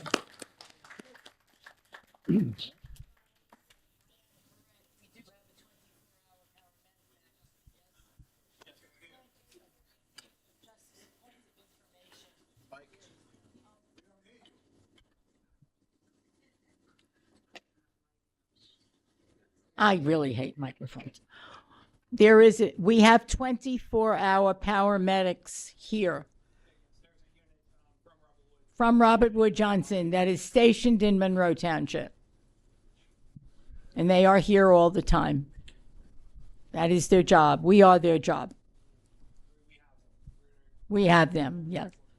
Yep, thank you. Sir, your name and address for our records? My name is William Waldman. I'm a resident of Stonebridge at 234 Diamond Spring Drive. This is an issue in which I feel strongly about the access of health care to myself and my community. However, I also feel strongly that there should be a majority rule, a democratic choice that is made. It's one of the core values of our country, our state, and our town. We vote for things. And I feel very strongly that even though I would not want to lose a nurse, I feel it's irresponsible to have someone else make that decision. So I would urge all of you to think about that. I don't want to overestimate this or underestimate this, but there's a cost to us. If we didn't have the nurse, we'd pay less in maintenance.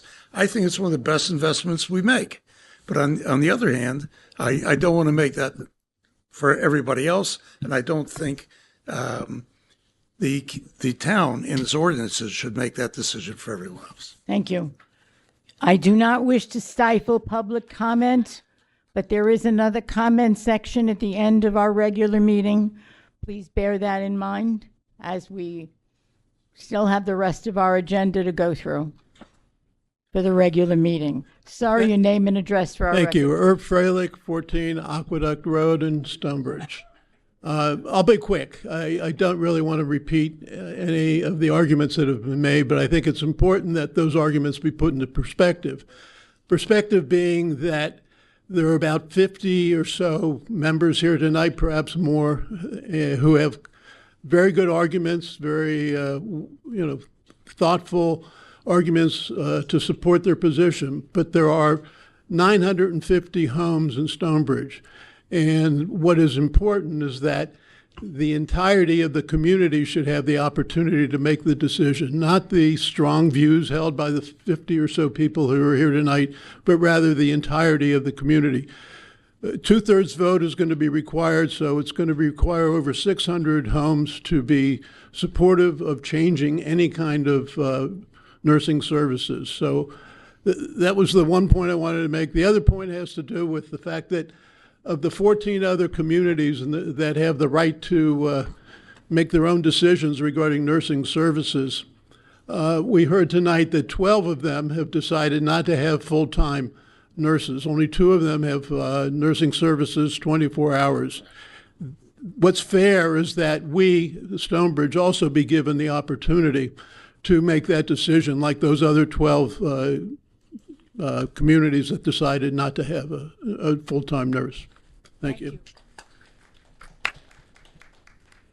If you are all done at this moment for this first public comment section, going to entertain a motion to close public comment, please. Motion.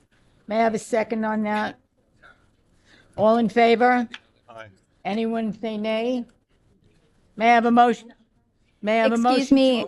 Excuse me, Council President. May we take a 5-minute break before we move? Jen, can I close the meeting?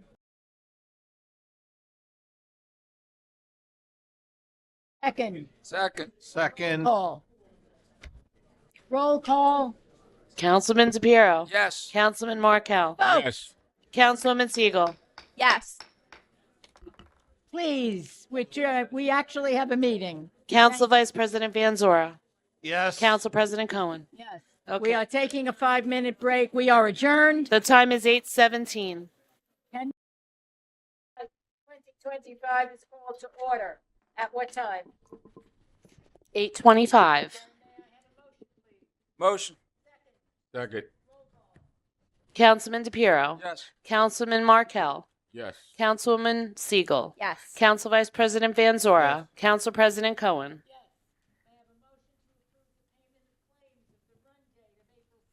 So moved. Second.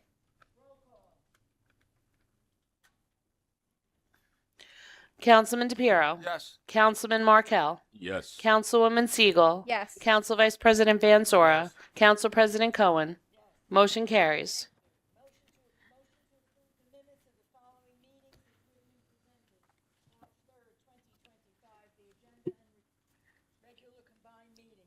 So moved. Second. Councilman DePiero. Yes. Councilman Markel. Yes. Councilwoman Siegel. Yes. Council Vice President Van Zora. Yes. Council President Cohen. Motion carries.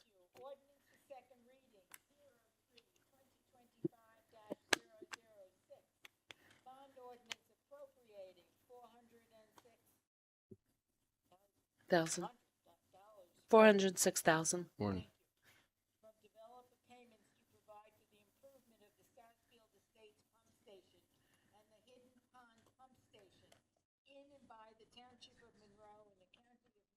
New Jersey.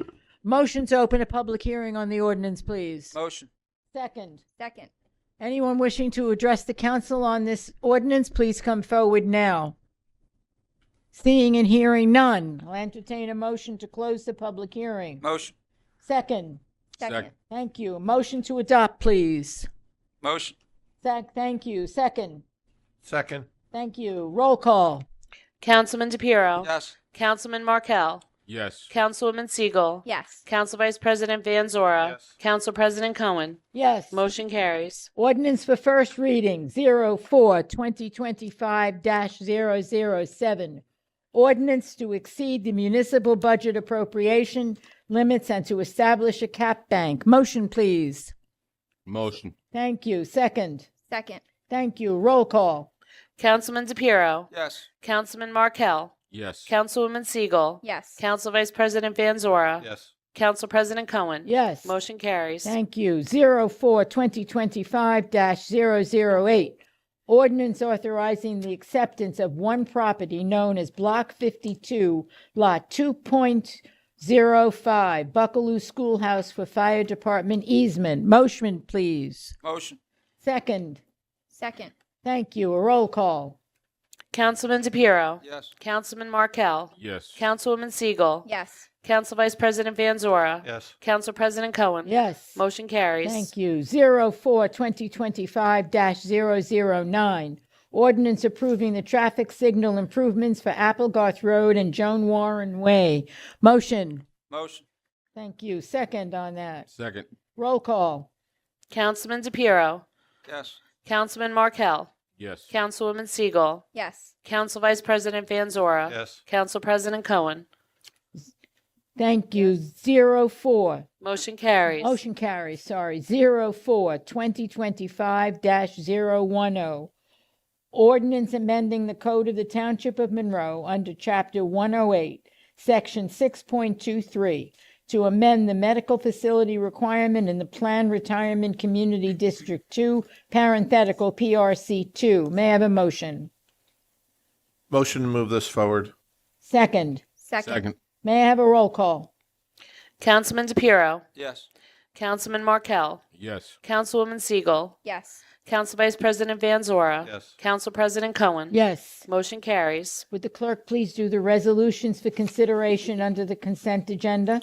R4 2025-077 through R4 2025-102, with the exception of R4 2025-084, 100, and 102, which is the introduction of the budget, which will be considered separately.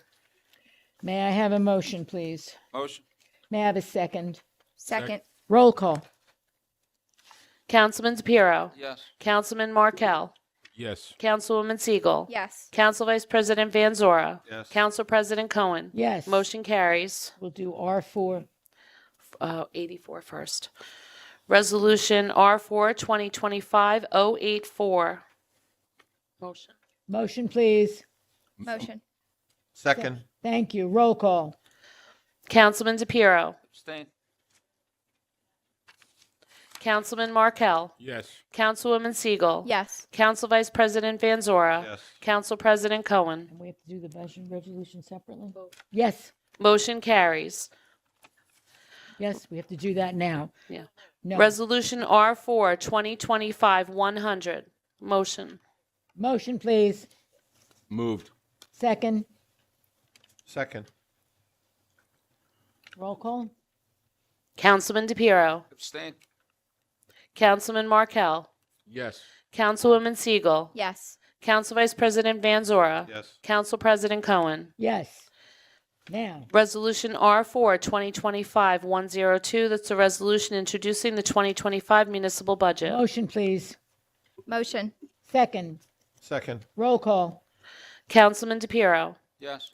Councilman Markel. Yes. Councilwoman Siegel. Yes. Council Vice President Van Zora. Yes. Council President Cohen. Yes. Motion carries. Resolutions removed for the consent agenda for consideration, please.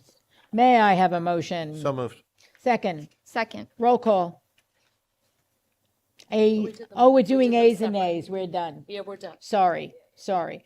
We move to council reports. We have an administrator's report. Mr. McGowan, your first one is the administrator. Thank you, Council President. middle of the And I just want to start by thanking the mayor for this appointment and as well as the council. Thank you. And I'm actually going to physically turn my business administrator placard up. And thanks very much to the council for this.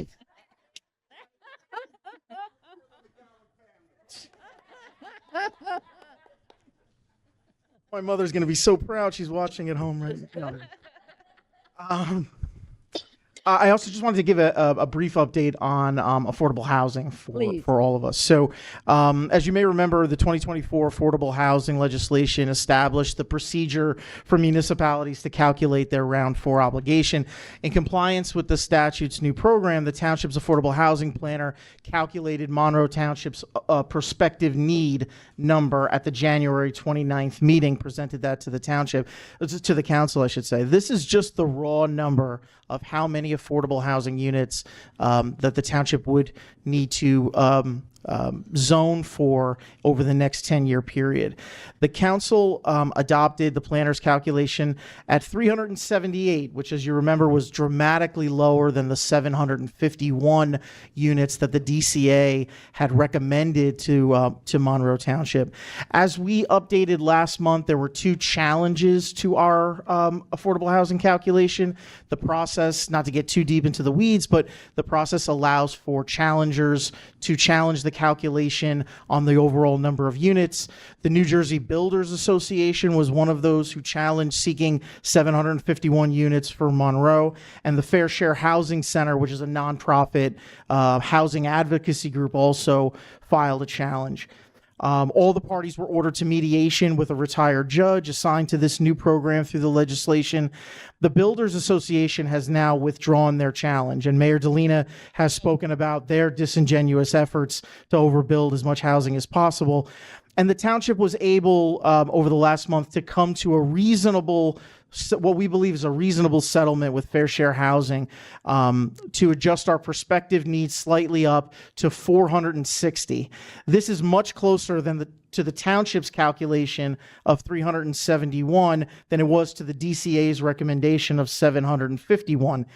It's also dramatically lower than the 1,133 units that we were court ordered to provide during round 3 when it was in a court process and not through this legislative program. So the township will now begin the process of putting together, developing, and implementing a plan to achieve that number. That 460 number gets a little confusing because now we get to apply bonus credits through the legislation. We get to account for affordable housing units that were built but not counted in round 3, like 43 extra that we did over at Veterans Housing. And so we're hoping to bring that range down to a number between 200 and 300, and we are going to be aggressively demanding a 30% set aside for affordable units in order to bring down the overall number of units, because that'll bring down the market rate calculation significantly, as well as trying to build additional what we call 100% municipally sponsored affordable housing, like Veterans Housing, right? Veterans Housing over on Half Acre Road is 80 affordable housing units that that the township constructed with its affordable housing trust fund. That saved an additional 300 market rate units because we did not have to provide any market rate equivalent to any developer. So we're going to be pursuing those opportunities as well. And as every town is doing between now and the end of the summer, there will be discussions at upcoming planning board meetings to allow the public to provide input on the implementation process, which is the real nuts and bolts of this. Where is the zoning going to be changed in order to allow for the opportunity for these affordable units? Remember, the township does not build, unless it's building something like Veterans Housing, the township does not build all these affordable units. We are only constitutionally required to put in the zoning that allows for the opportunity for those, for that housing to be built.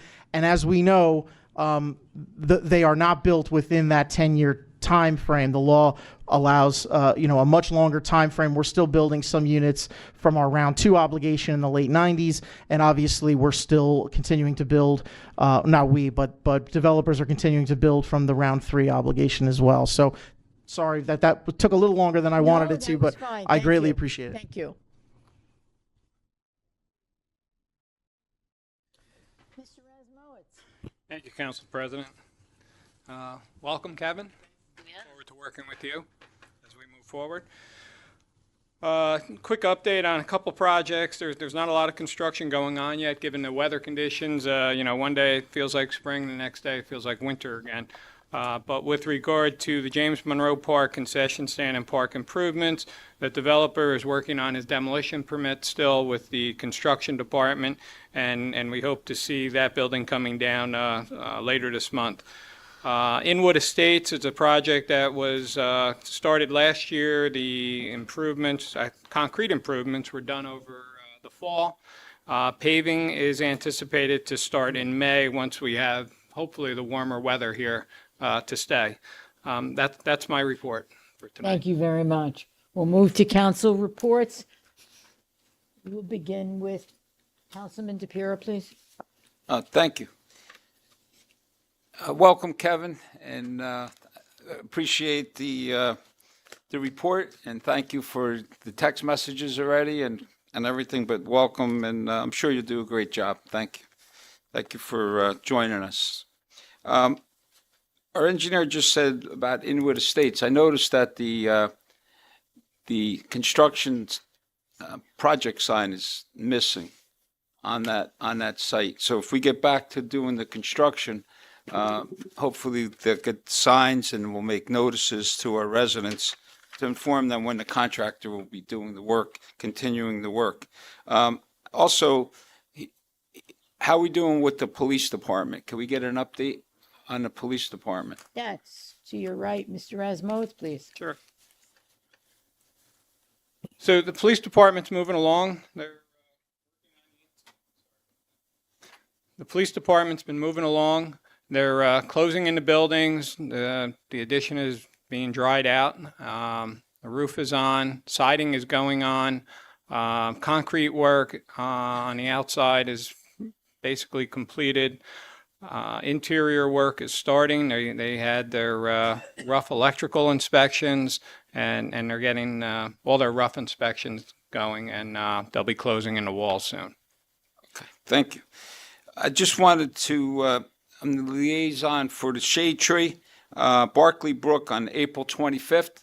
We're going to be planting a tree at 1 o'clock. If anybody would like to attend on Arbor Day at the Barkley Brook School at 1 o'clock.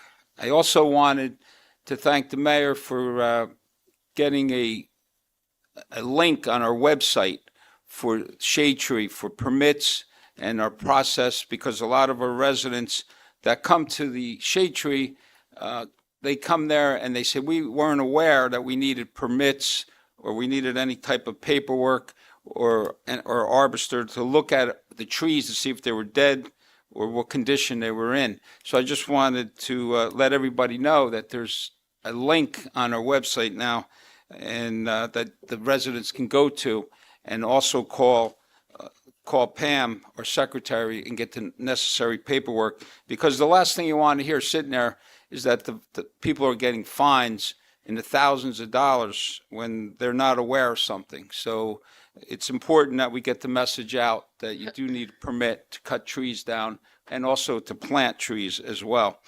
And we also, Kevin, you mentioned the veterans building. I went there today.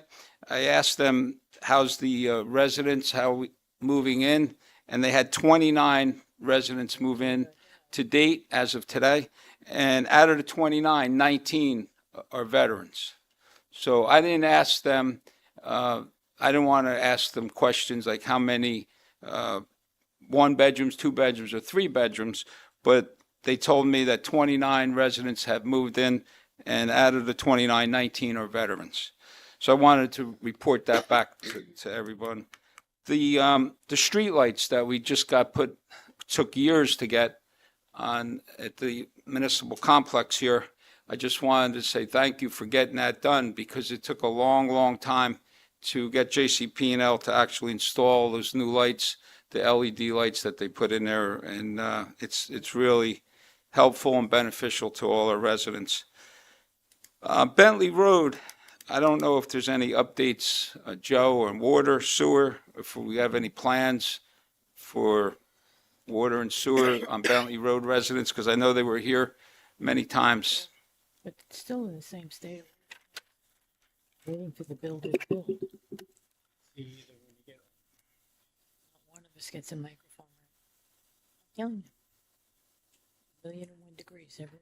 There it is. Council President, the plans are still moving forward with the developer. There's been no finalization of the design for both the water and sewer infrastructure. But as mentioned in our previous meetings with the Bentley Road residents, we're going to ensure from a township as well as a utility standpoint that there will be no COs granted until the full infrastructure is in place. Okay, thank you. Council President, we had meetings with JCP&L. Yes, we did. And I was just wondering, did we receive any proposals yet as far as the LEDs that they mentioned at the meeting? Did we get any formal proposal yet from JCP&L? Please, please. Council President, I'm not aware of a formal No, proposal, I but don't hope to think have we that did. update for you by the next meeting. I didn't get my report yet either. Okay, thank you. Last meeting, I mentioned the bridges on Federal Road and Rue Road. The township engineer said he was going to reach out to the county to see if they could resurface the bridges. I don't know if there's any updates on that yet. Do we have anything? I don't think so. Council President, I have not received an update for the county, but I will follow up with them again. Okay, thank you.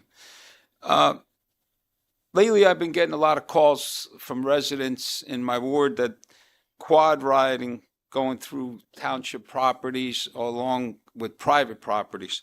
And I'm not sure what the procedure is, but when they call the police tell them that, well, we don't have capability to go onto private property to get the quad drivers or the children or adults, whoever's driving quads.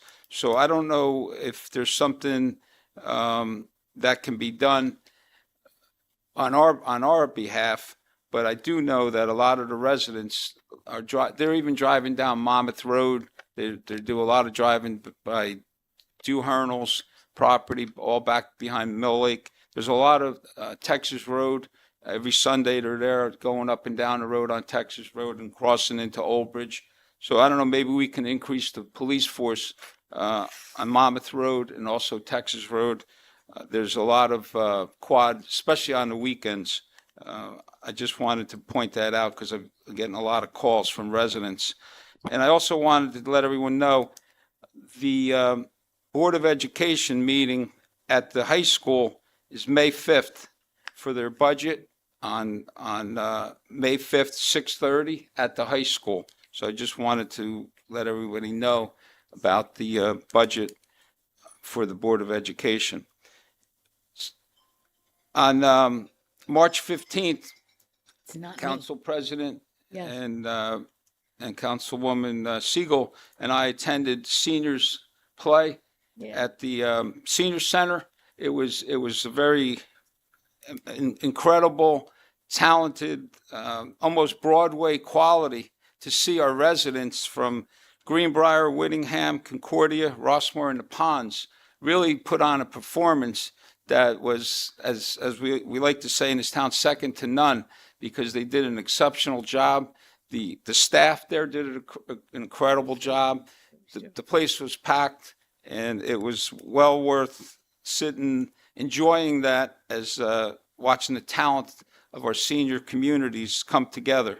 So I just wanted to say thank you to everybody that performed and the support from our staff. And yes, Saturday, some of us attended the opening day for softball. We tried to get between the raindrops, and they were trying to play their game after the first pitch.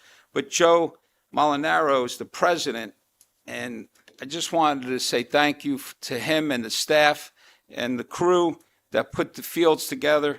And even though the rain and everything was upon us, a lot of the children were having fun, the adults, the parents, grandparents there, and all of the teams. And it was just a great thing to attend, to see that spring is here, even though the weather didn't cooperate. I attended, and I mentioned last meeting, Monroe Ice Hockey. They had their semifinal game. I went up to West Orange to watch our ice hockey team. They fell short in the game. They lost 9-3, but they had an amazing spirit, and the residents that were there and the players, they had a good season. They were very happy, and I mentioned it last. I would like to see them come to a council meeting, and we give them recognition like we do to all our other sports, because they really deserve it, and they tried hard. And like I said, they do a lot for our community, the ice hockey. So hopefully we can get them at our May meeting and show our support. On the first Sunday of every month between 1 and 4 at Dye Farm, it's open house for Monroe history. That's something that a lot of us should attend to get to see our community, what it was and where we are today. So I just wanted to point that out. It's the first Sunday of every month from 1 to 4 at Dye Farm. Thank you, Council President. Councilman Markel. Hello. Since this is such a short meeting tonight, I'm gonna make this quick. So far, under the guidance of Mr. McGowan, the town is still in good shape. Just wanted to report that everything's running well as far as I can tell. So that's one thing I had to say. I had a question about the affordable housing of the veterans. How many? I was under the impression there was like 26 people living in there. Do you know exactly how many people are living in there? So the update that we got just 2 days ago was 26. Obviously, the councilman says he was there today, and they have 29. We'll double check all the numbers and confirm for everybody and get back. They're not all veterans in there? I thought there was a point when they were going to only have veterans in there. Why? Like I said, the update that I received did not include the information that was provided, so we have to double check and get back to you. That's a concern of mine, that they should all be veterans right now. I'd like to know why there are not veterans. 37 of those units are set aside specifically and exclusively for veterans. The other 43 have a veterans preference. So I'll check into that and get back to you, but I don't have that information. That's very important. That's very important. I don't normally comment on what's going on in the country, but I just want to say something that that what's going on in this country is ultimately, people don't think it's important, but it is going to affect Monroe one of these days if it keeps going in the direction it's going. So we have to be aware of what's going on, and hopefully we won't be affected by some of the layoffs and so forth that is going on. And the last thing I want to say is, Lori, thanks for getting the budget done so quickly. Is it a record? I don't know. I haven't been here that long, but it's great to have it in our hands so we can see what's going on and know the numbers. And I'll have an appointment with you to go over it together. Thanks very much. Thank you very much. Councilwoman Siegel. Good evening. Thank you, Council President. So I just have a couple updates. I just want to add to the seniors play at the CTAC play sponsored by the Monroe Township Cultural Arts Commission. It really, truly was amazing. They had over 450 people attend. And what was really neat, too, was that it was a standing ovation for the whole performance, which was, you kind of felt like you were part of the performance with them. So congratulations to all of them. I know they pulled this together at a very short amount of time. And thank you to the senior center staff and everyone else who helped out to pull that together. And I do want to welcome Kevin to our team. Well, you've been part of the team, but thank you. I look forward to working with you in this capacity. I want to also welcome the Monroe Park Veterinary Hospital to Monroe. It's a new business. We had a ribbon cutting ceremony a couple weeks ago. They're located off of Spotswood Englishtown Road. If something for your calendars, DPW has been doing drop-in sessions where you, at the library, where you have an opportunity to ask them questions about recycling, bulk pickups, whatever it may be. Their next session is April 15th from 10 a.m. to 12 p.m. at the library. And also, I know that it's Library Week. I saw the proclamation that we have coming up. And something neat, at the Historic Preservation Commission's first open house, they're going to have the Monroe Township Library Book Bike be there. So it's kind of neat. Do come out and support. Do come out to the farm and check out the bike. Kind of neat. Something different. It is definitely different. So thank you. Councilman Van Zura. Thank you, Madam President. We joke about it, but I think we're really pretty lucky. We had Alan as a business administrator for 8 years. Alan leaves, and now we have Kevin moving right in. We're very lucky. It was a very smooth transition, because that could have been wrought with a lot of technical things, if you have to go out and hire somebody that doesn't really know what's going on in the town and a transitional period. So I'm very happy that Kevin's taken over and he's already familiar with a lot of the issues in the town, and I think he'll do a great job, and happy to have you on board. So just want to say that. And as soon as he's on, we get the results of our lawsuit with the Eagles Nest that I think Gary talked about before, where we had the lawsuit with the developer and we came away victorious. So that was a good thing that happened. And now as it gets to spring, although it doesn't seem like spring today, we've had a few nice days here and there. Here. I'm on the rec advisory, so even though I didn't get there for the opening pitches and all the glitter in the beginning, I did stop by around 1:30, 2 o'clock, and they're still playing softball over at the field, even though it was drizzling a little bit. And does my heart well to see the kids out there getting involved, and I think that's all a good thing. So all that stuff is good. Also want to follow up. I think Mike brought up a very important point about the veterans, and I thought we might have mentioned it somewhere along the lines, because isn't there a waiting list of veterans to get in or being interviewed? Like, I asked about this once. So, Conifer, who constructed the building, is also in charge of managing that process. There is a lengthy application process. Usually takes about 8 applicants to get one individual who's qualified under the affordable housing regulations to be able to occupy that space.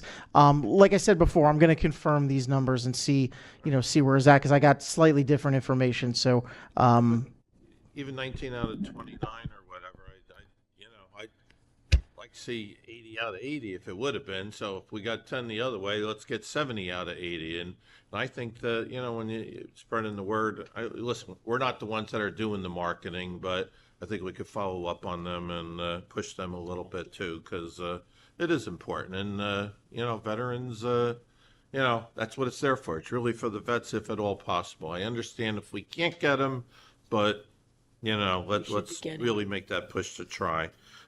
Thank you guys for everything. And one last thing, for those that celebrate, happy Easter coming up in a couple of weeks. So it's that time of year. Thanks. Thank you.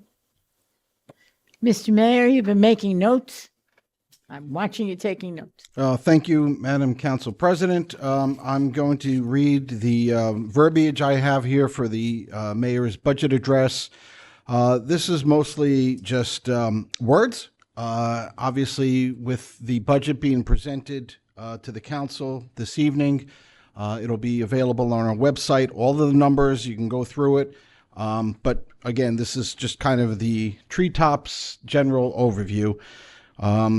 It is my privilege to present to you the proposed budget for the fiscal year 2025.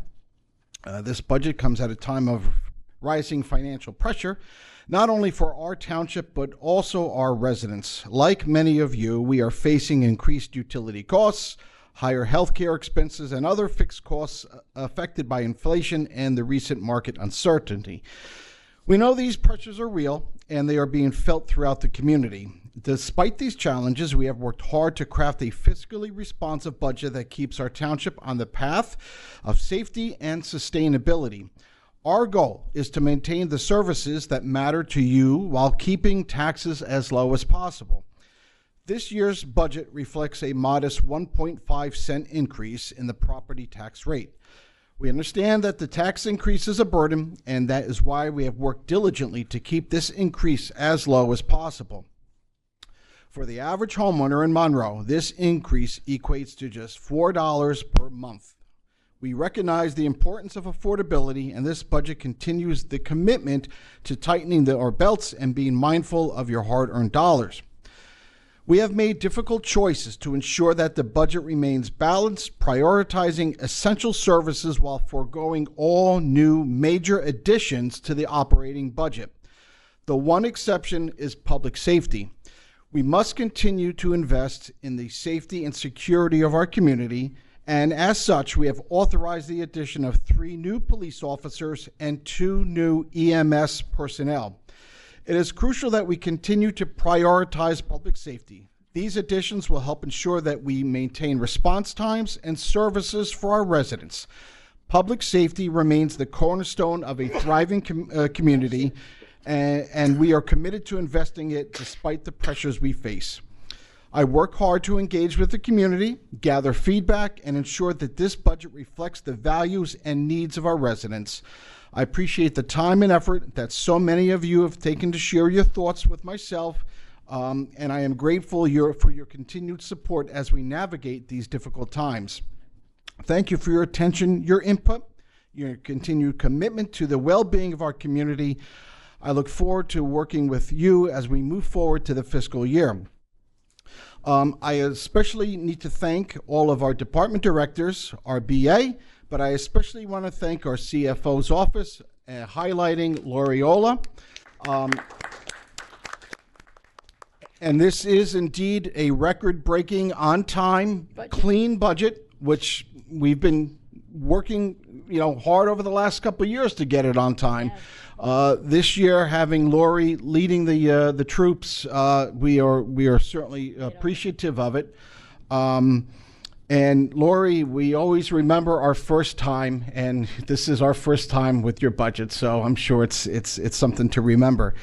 The process continues. Now, if you recall, earlier this year, in December, January, we talked about the budget process where the directors get together internally with the with the municipal administration. Input is accepted. Discussion goes on, and then the budget now is officially presented to the Township Council. So over this next month, they will go through the budget as well. Perhaps identifying some pieces of the budget that are plus or minus to them, and there'll be continued discussion. They're also open now to discuss that with concerns with the residents that they represent. Councilman DePiero had mentioned that the Board of Ed budget is going to be presented or for discussion on May 5th. Well, as fates would have it, the council meeting was supposed to be on May 5th as well, and we felt that it was important that the public not be denied the right to discuss both the Board of Ed and the municipal budget, so therefore we have moved the council meeting for the budget hearing, the official budget hearing, to be on May 7th. So, real quick with my report, welcome Kevin. As a Mets fan, I always look at, the line of succession. Mets had Tom Seaver, and after Tom Seaver left, they had Pat Zachary. Maybe that's not a good example. So Kevin comes with with just an amazing brain, amazing demeanor, as well as somebody that I think will be able to continue leading the municipal administrative portion of our government. And I've seen him in action, obviously, as our assistant BA. And I look forward to continuing my everyday, multiple times a day conversations with somebody who I have the utmost faith in. So thank you, Kevin. Read Across America happened a couple of weeks ago. I hit Mill Lake, Woodland, and Applegarth.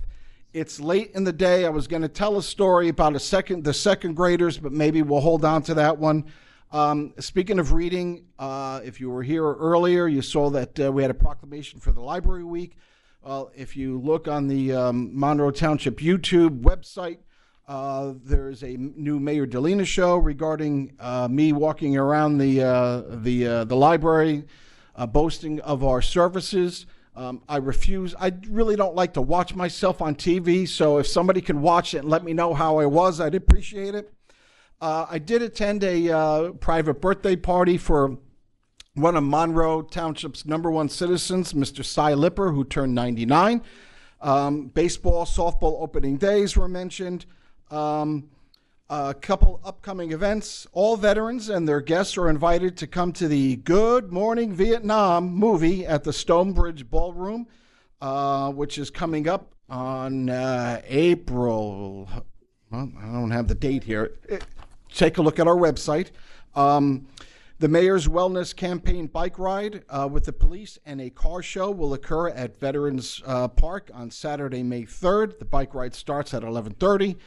For any information in regards to what's going on in the town, please check out our website. And I do want to finish with just to keep in your thoughts and prayers, the Levinson family. Longtime member of our Rec Advisory Board, and just a normal, nice, normal, happy, good Monroe man, Mr. Bob Levinson, passed away. I did attend a service for him yesterday. Their family's sitting Shiva for the next couple days, but Bobby, you'll be missed. Thank you, sir. And we now have a public comments, a second public comment section. May I have a motion to open public comments, please? Thank you. A second on that? All in favor? Any opposed? Your name and address. Gary Busman, 7 Monarch Road, Monroe Township. First question I have is addressed at Mr. McGowan. Congratulations on your new position. So my question with that congratulations is, will I see you at the next zoning board meeting? Council President, for you, Gary, I'll be there. All good. Just like that, he's showing up. You'll be there. Okay. Now, Friday, I too was at the Veterans Housing Development, and I too asked all of the questions that you folks just raised. And it seems to me that the progress and the amount of veterans that are applying is not as much as anticipated. Why, I don't know. Am I concerned and upset? Of course, I think you all would be. But I don't know what Conifer is doing to push this issue, and how do we get residents to take the 80 available residences that are there? Even though we're at 37 mandated, I don't want to see 15 unoccupied residences that are held for veterans. So I don't know how to deal with that. I don't know what any of you on the board or the mayor can do to make this better than what it is. So having said that, I want to make a little retraction to what I said when Stonebridge was here, since I am a Stonebridge resident. I approved the fact that there should be an adjustment to the ordinance. But the real concern was mentioned by 2 or 3 people towards the end of the discussion. The real discussion is parity as opposed to changes. Parity is a whole issue that reeks of unfairness if it's not uniformly around every community and everyone that's participating in the action. So once you get past having to make that decision, which is difficult enough, then you get through, how do you make sure that a nurse is always available at each? You may say, come on, but it's important to understand the difference between the choice of parity and financial burden. To me, and I heard this said, and you've got it, and this is an important thing that the planning board needs to understand, is that $435 a year for each house, regardless if it's single or double, is not, to me, an overburden of having a full-time, 24/7 registered nurse. 2/3 to approve a change in not allowing us to have or discontinuing nursing service, I don't think will ever happen. But it's interesting to think about the fact that if the ordinance stays the way it is, it can never change that there will never be the possibility of any board or any members of the community saying, well, we don't want nursing. I think that that would be a mistake.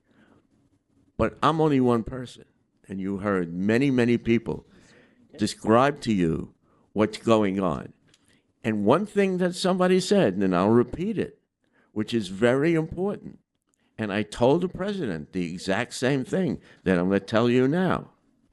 They didn't have a drop-dead date for the termination of the voting.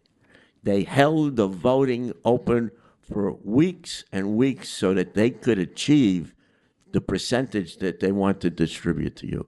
And when you break the percentage down into the actual residents, you find out that it's not even 30%.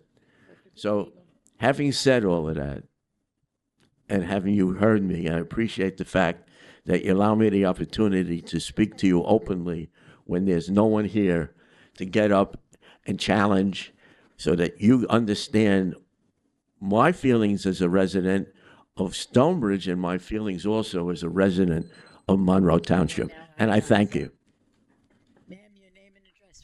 Yes, so I'm not a resident of Monroe, but I am a resident of Manalapan. I'm speaking actually in my capacity as full-time public policy and justice organizer for Water Spirit. Your name, please. Rachel Dawn Davis, thank you. So thank you for your time. As I shared, I am a full-time employee of Water Spirit, which is an eco-spiritual nonprofit based here in the county, in Monmouth County, and also as a resident of Monmouth County. Like I said, I live in Manalapan, not too far away. I'm here to propose an ordinance aimed at reducing waste and promoting sustainability within our broader community and certainly within this community with the support of your Green Team members. I respectfully urge the council to pass an ordinance to skip the stuff, which focuses on reducing excessive use of single plastics and non-essential packaging in Monroe Township. And so this is what I'm talking about. We all have seen these, right? We have been giving them, maybe we don't want them, maybe we have a drawer of all this stuff that just kind of accumulates.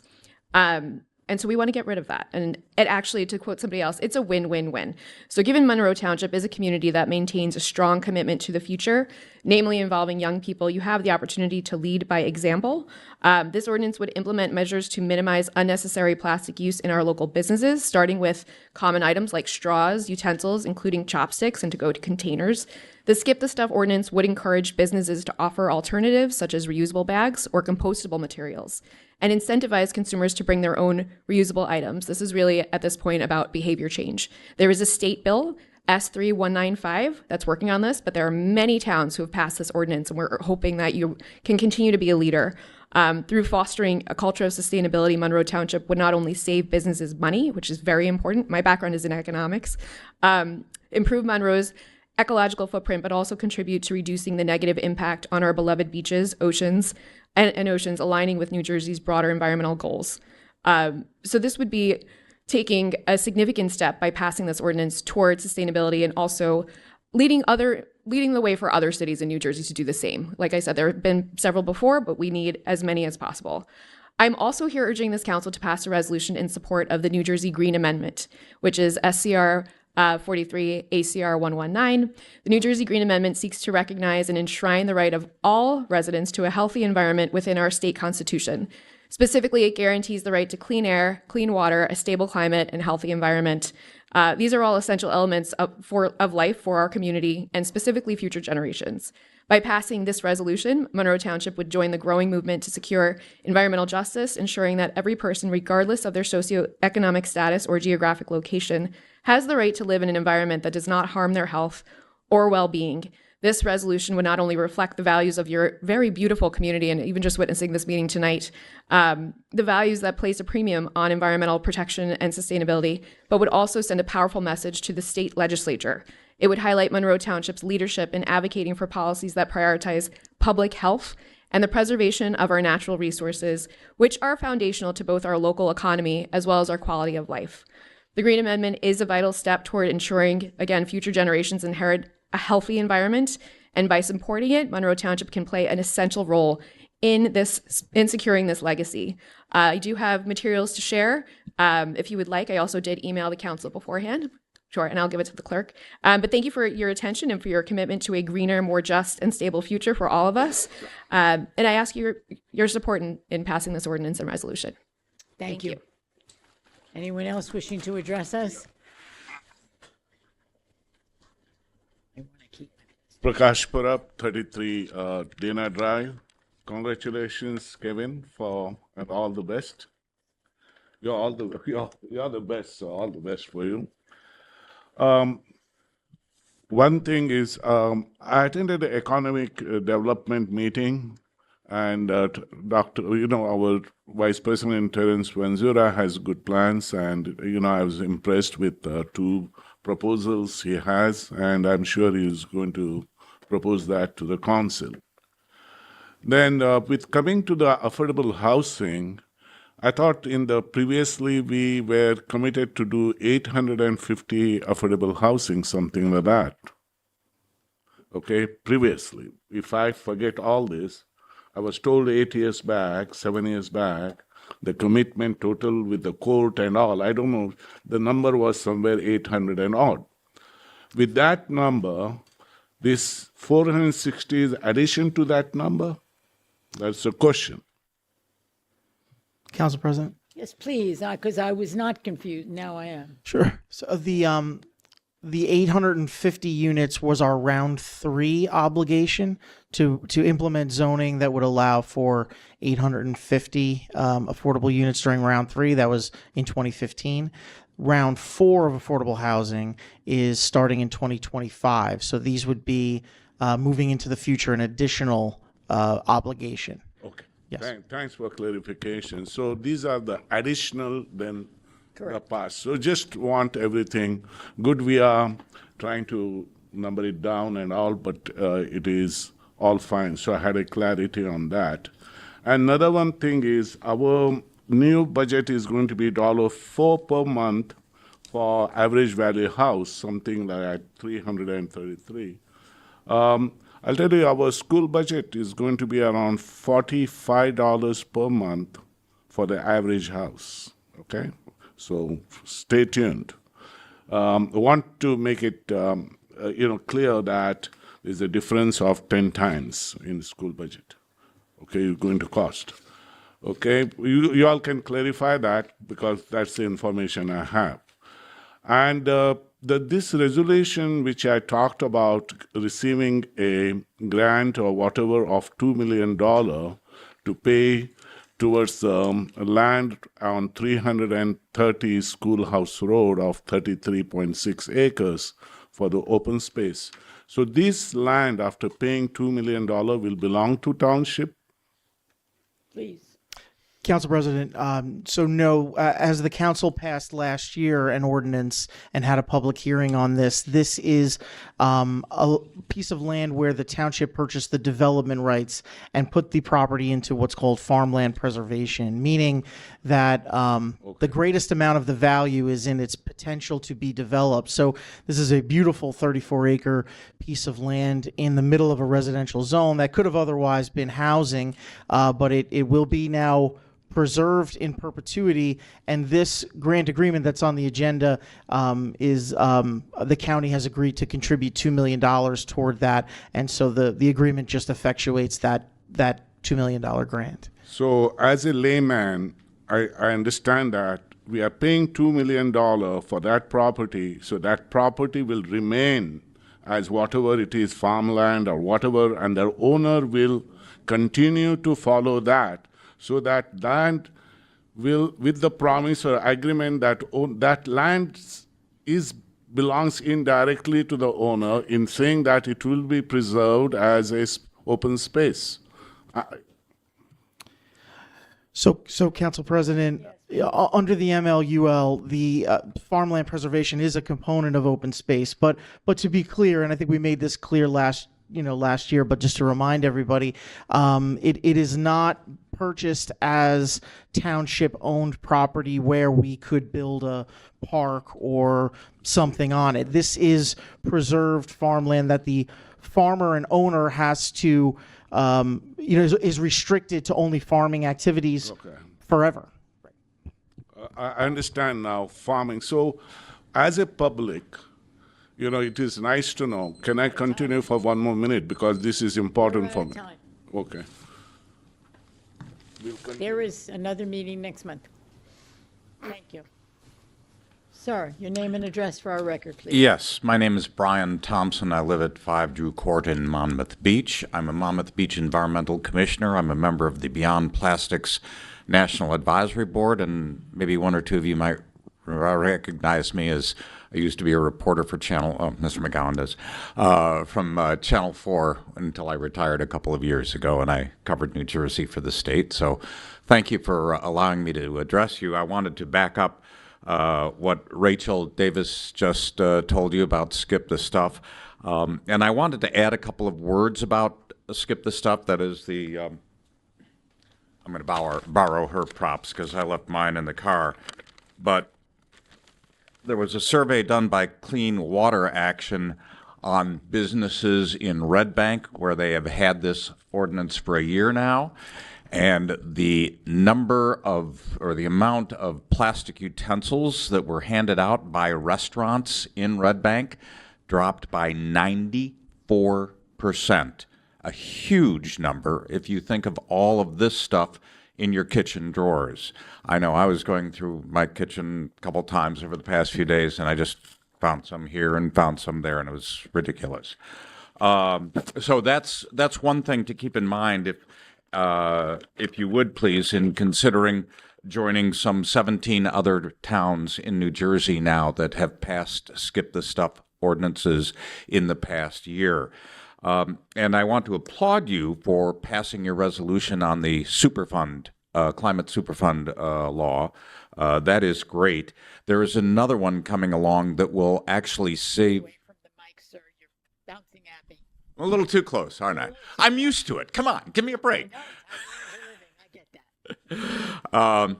The EPR, Extended Producer Responsibility, something I'd never heard of until about a year ago, but it's packaging reduction by people like Amazon, by Gillette, Coca-Cola, Frito-Lay, whatever you get sent to your home via Amazon, or whatever you buy in the store at Costco or ShopRite or whatever, the merchants who sell you something, including an Apple iPhone, would have to reduce the amount of packaging they use by 50% over 10 years.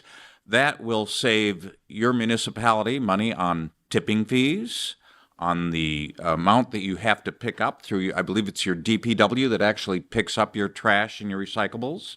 It'll save you money on that. And here's the catch that you're going to love. The producers have to put into a fund enough money to pay for what you do pick up, or at least a substantial part of it that's packaging.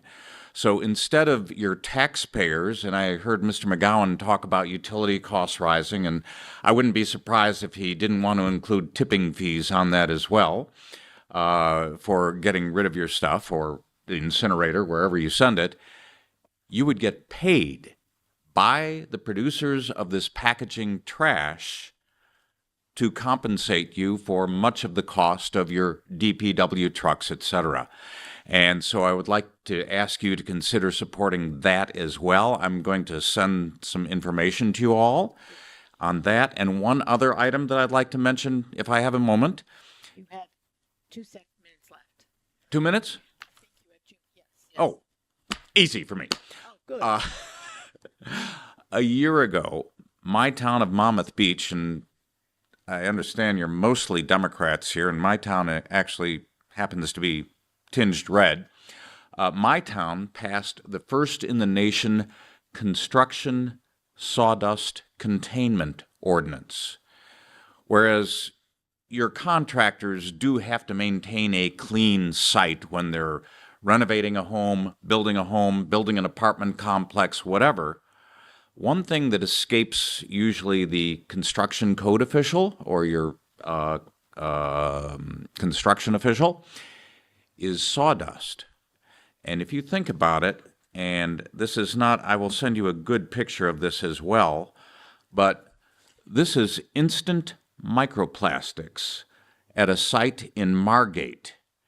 And Margate had the inspiration. My town passed it first, an ordinance that requires it to be in the cutting, this table cutting, to be encapsulated when the contractor is outside in the front yard at the beginning of a project, a tarp underneath, and a vacuum on the table saw to scoop up most of the microplastics that otherwise go into the air, the ground, your vegetable patch, and into the water.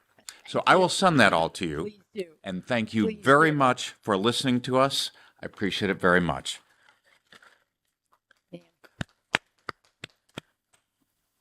Lucille Panos, 1208 C. Lindera. First, I'd like to welcome Mr. McGowan. You have some large shoes to fill because Alan was really good. He would answer, he was good. I would hope that my councilman, I hope that we all agree, but especially I was happy that my councilman and Councilman DePiero actually went to the site. Mr. Markle, Councilman Markle, I'm sure will fight. That's in our ward. And we want our veterans. I think we all agree that veterans first. Absolutely. And all veterans if possible. So please, each one of you follow up on that. And what's the value of the average house that everybody's talking about? Please. Council President, I believe it's 337,000. Okay. Now, I do have to say, I don't know what the MO of this council is, but Councilman Van Doren's rant last month was unacceptable from a local councilman. And if it's going to start, Mr. Markle started with... He's Markel and he's not Markle. Okay, excuse me, stop it. Okay, you're not my teacher. You're not my teacher. He can correct me. Don't argue with me. No, I'm Please not. Don't argue with me. Please And don't waste my time. Okay, I'm talking. Thank you. Yeah, so, okay, will you extend it? Please go. Will you extend Please it? continue. No, You I'm use just. 30 He seconds can of me. correct me about the pronunciation of his name. I don't need I just said he doesn't have to. Would you please just go on? Excuse me, Mrs. Cohan. Okay. Enjoying doing that. Go Yeah. right ahead. No, but that is. Just go right No, ahead. it's That not was acceptable uncalled that for. you right. Just Just stop it. uncalled You for. just did the same Just thing. uncalled for. No, because I question what a councilman did. No, I I'm question not what a going to councilman do this ranted with you, on ma'am. last You have month. your 5 minutes to speak. Because I questioned what a councilman ranted on about a local level specific. At least Mr. Markel didn't do that. He said he's concerned. Yes, that's acceptable. But to do what he did, you know what? If that's the MO of this council, I could see why Alan left because, hey, let me get out of Dodge because this is unacceptable.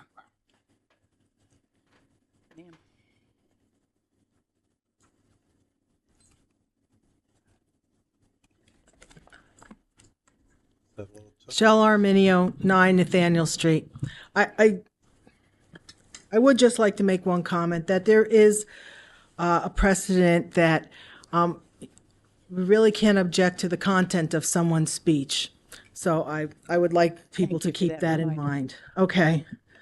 There was a lawsuit, I think it's Bressler versus West Windsor Board of Education, that the gentleman won because the Board of Education kept interrupting him and objecting to his speech, and that is not, should not be acceptable from anyone.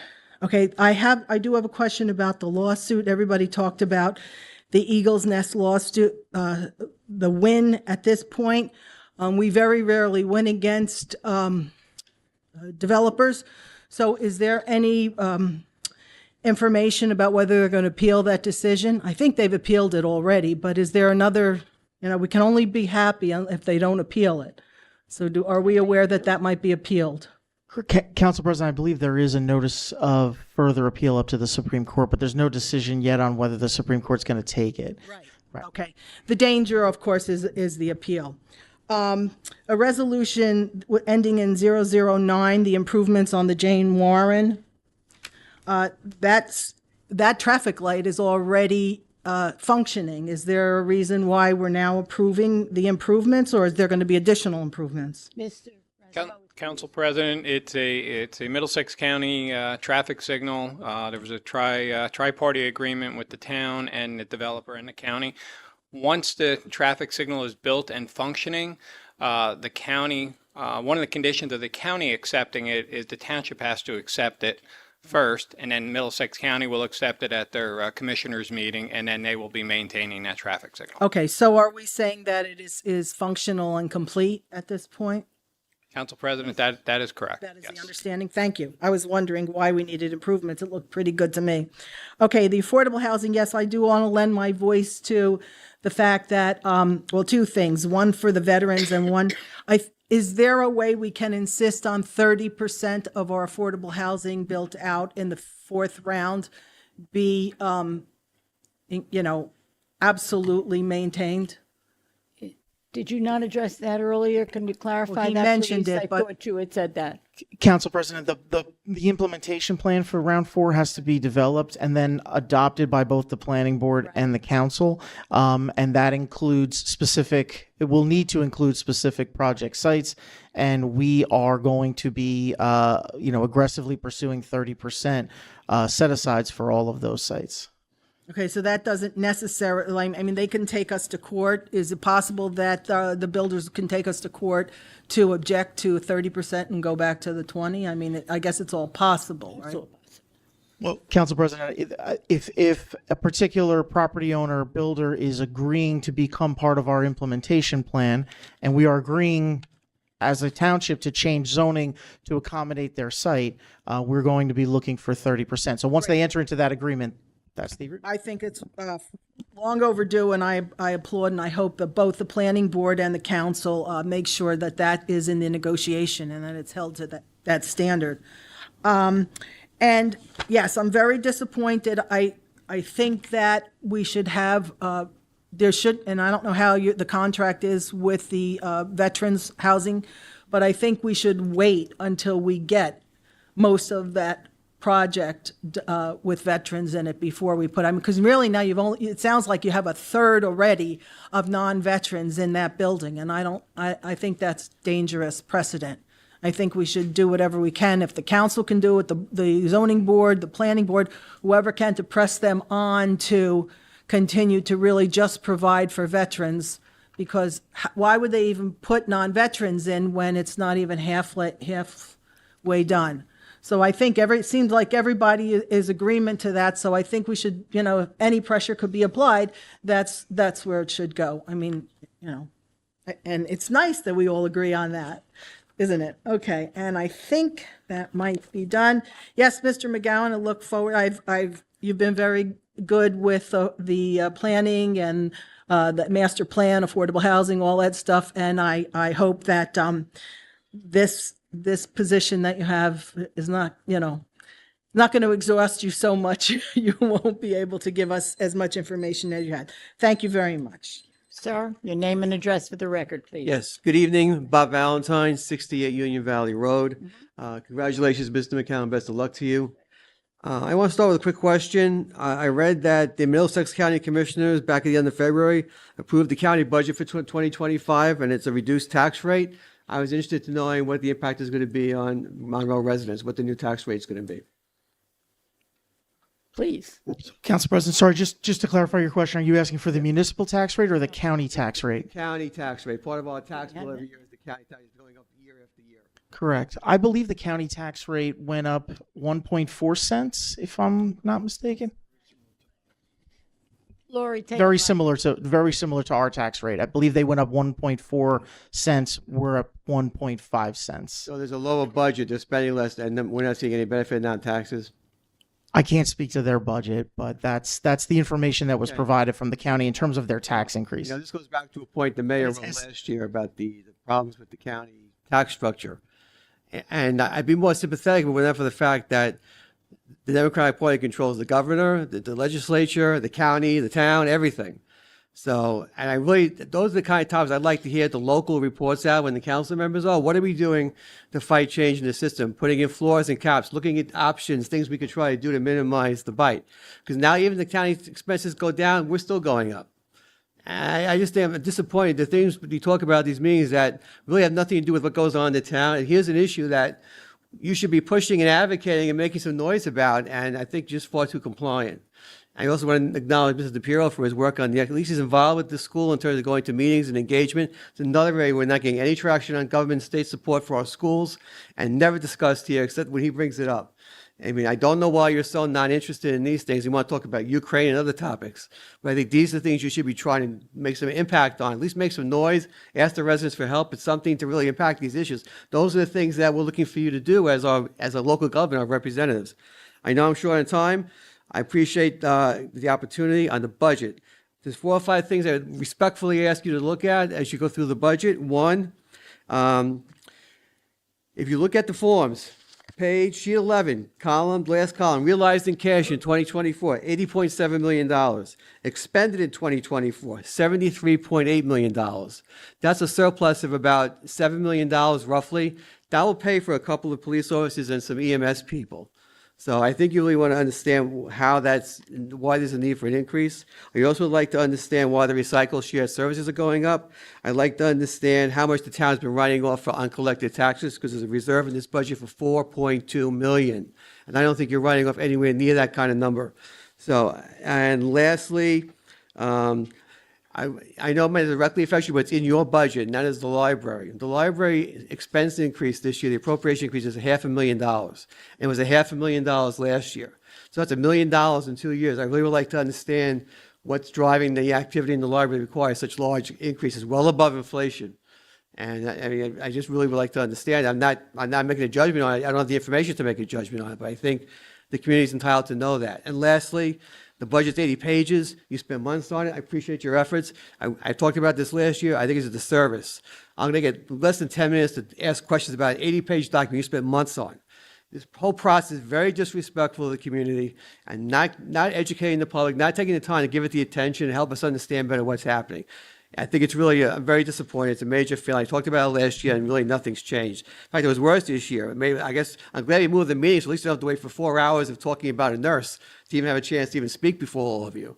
I would really ask you to take a hard look at your process and have a process that's more open to the public and provides more information to help us understand. It's one of everybody's biggest expense is our taxes. I think we have a right to understand what we're getting for our money and what you're committing to and what you're spending on and help people understand it. All right, so I really would ask you to please seriously consider looking at your process. And I don't want to get a letter in July with all my taxes. I mean, that just shouldn't take that long. I would hope that next month, wherever it's done, you can summarize what the total impact is. So I don't have to wait till the summertime to find out what it's going to be. I would ask you, please, really take a hard look at this process. You might not agree with everything I've talked about in the past, but I think there's certainly room for improvement. Thank you very much. Thank you for your comments, sir. Anyone else wishing to address the council? Seeing and hearing none, a motion to close public comments, please. Motion to close. Motion is second, please. Second. All in favor? Aye. Any opposed? Motion to adjourn? Motion adjourned. Second. Aye. Roll call. Councilman DePiero. Councilman Markel. Councilwoman Siegel. Yes. Council Vice President Van Zora. Council President Cohen. We're adjourned. It's 9:36. Thank you.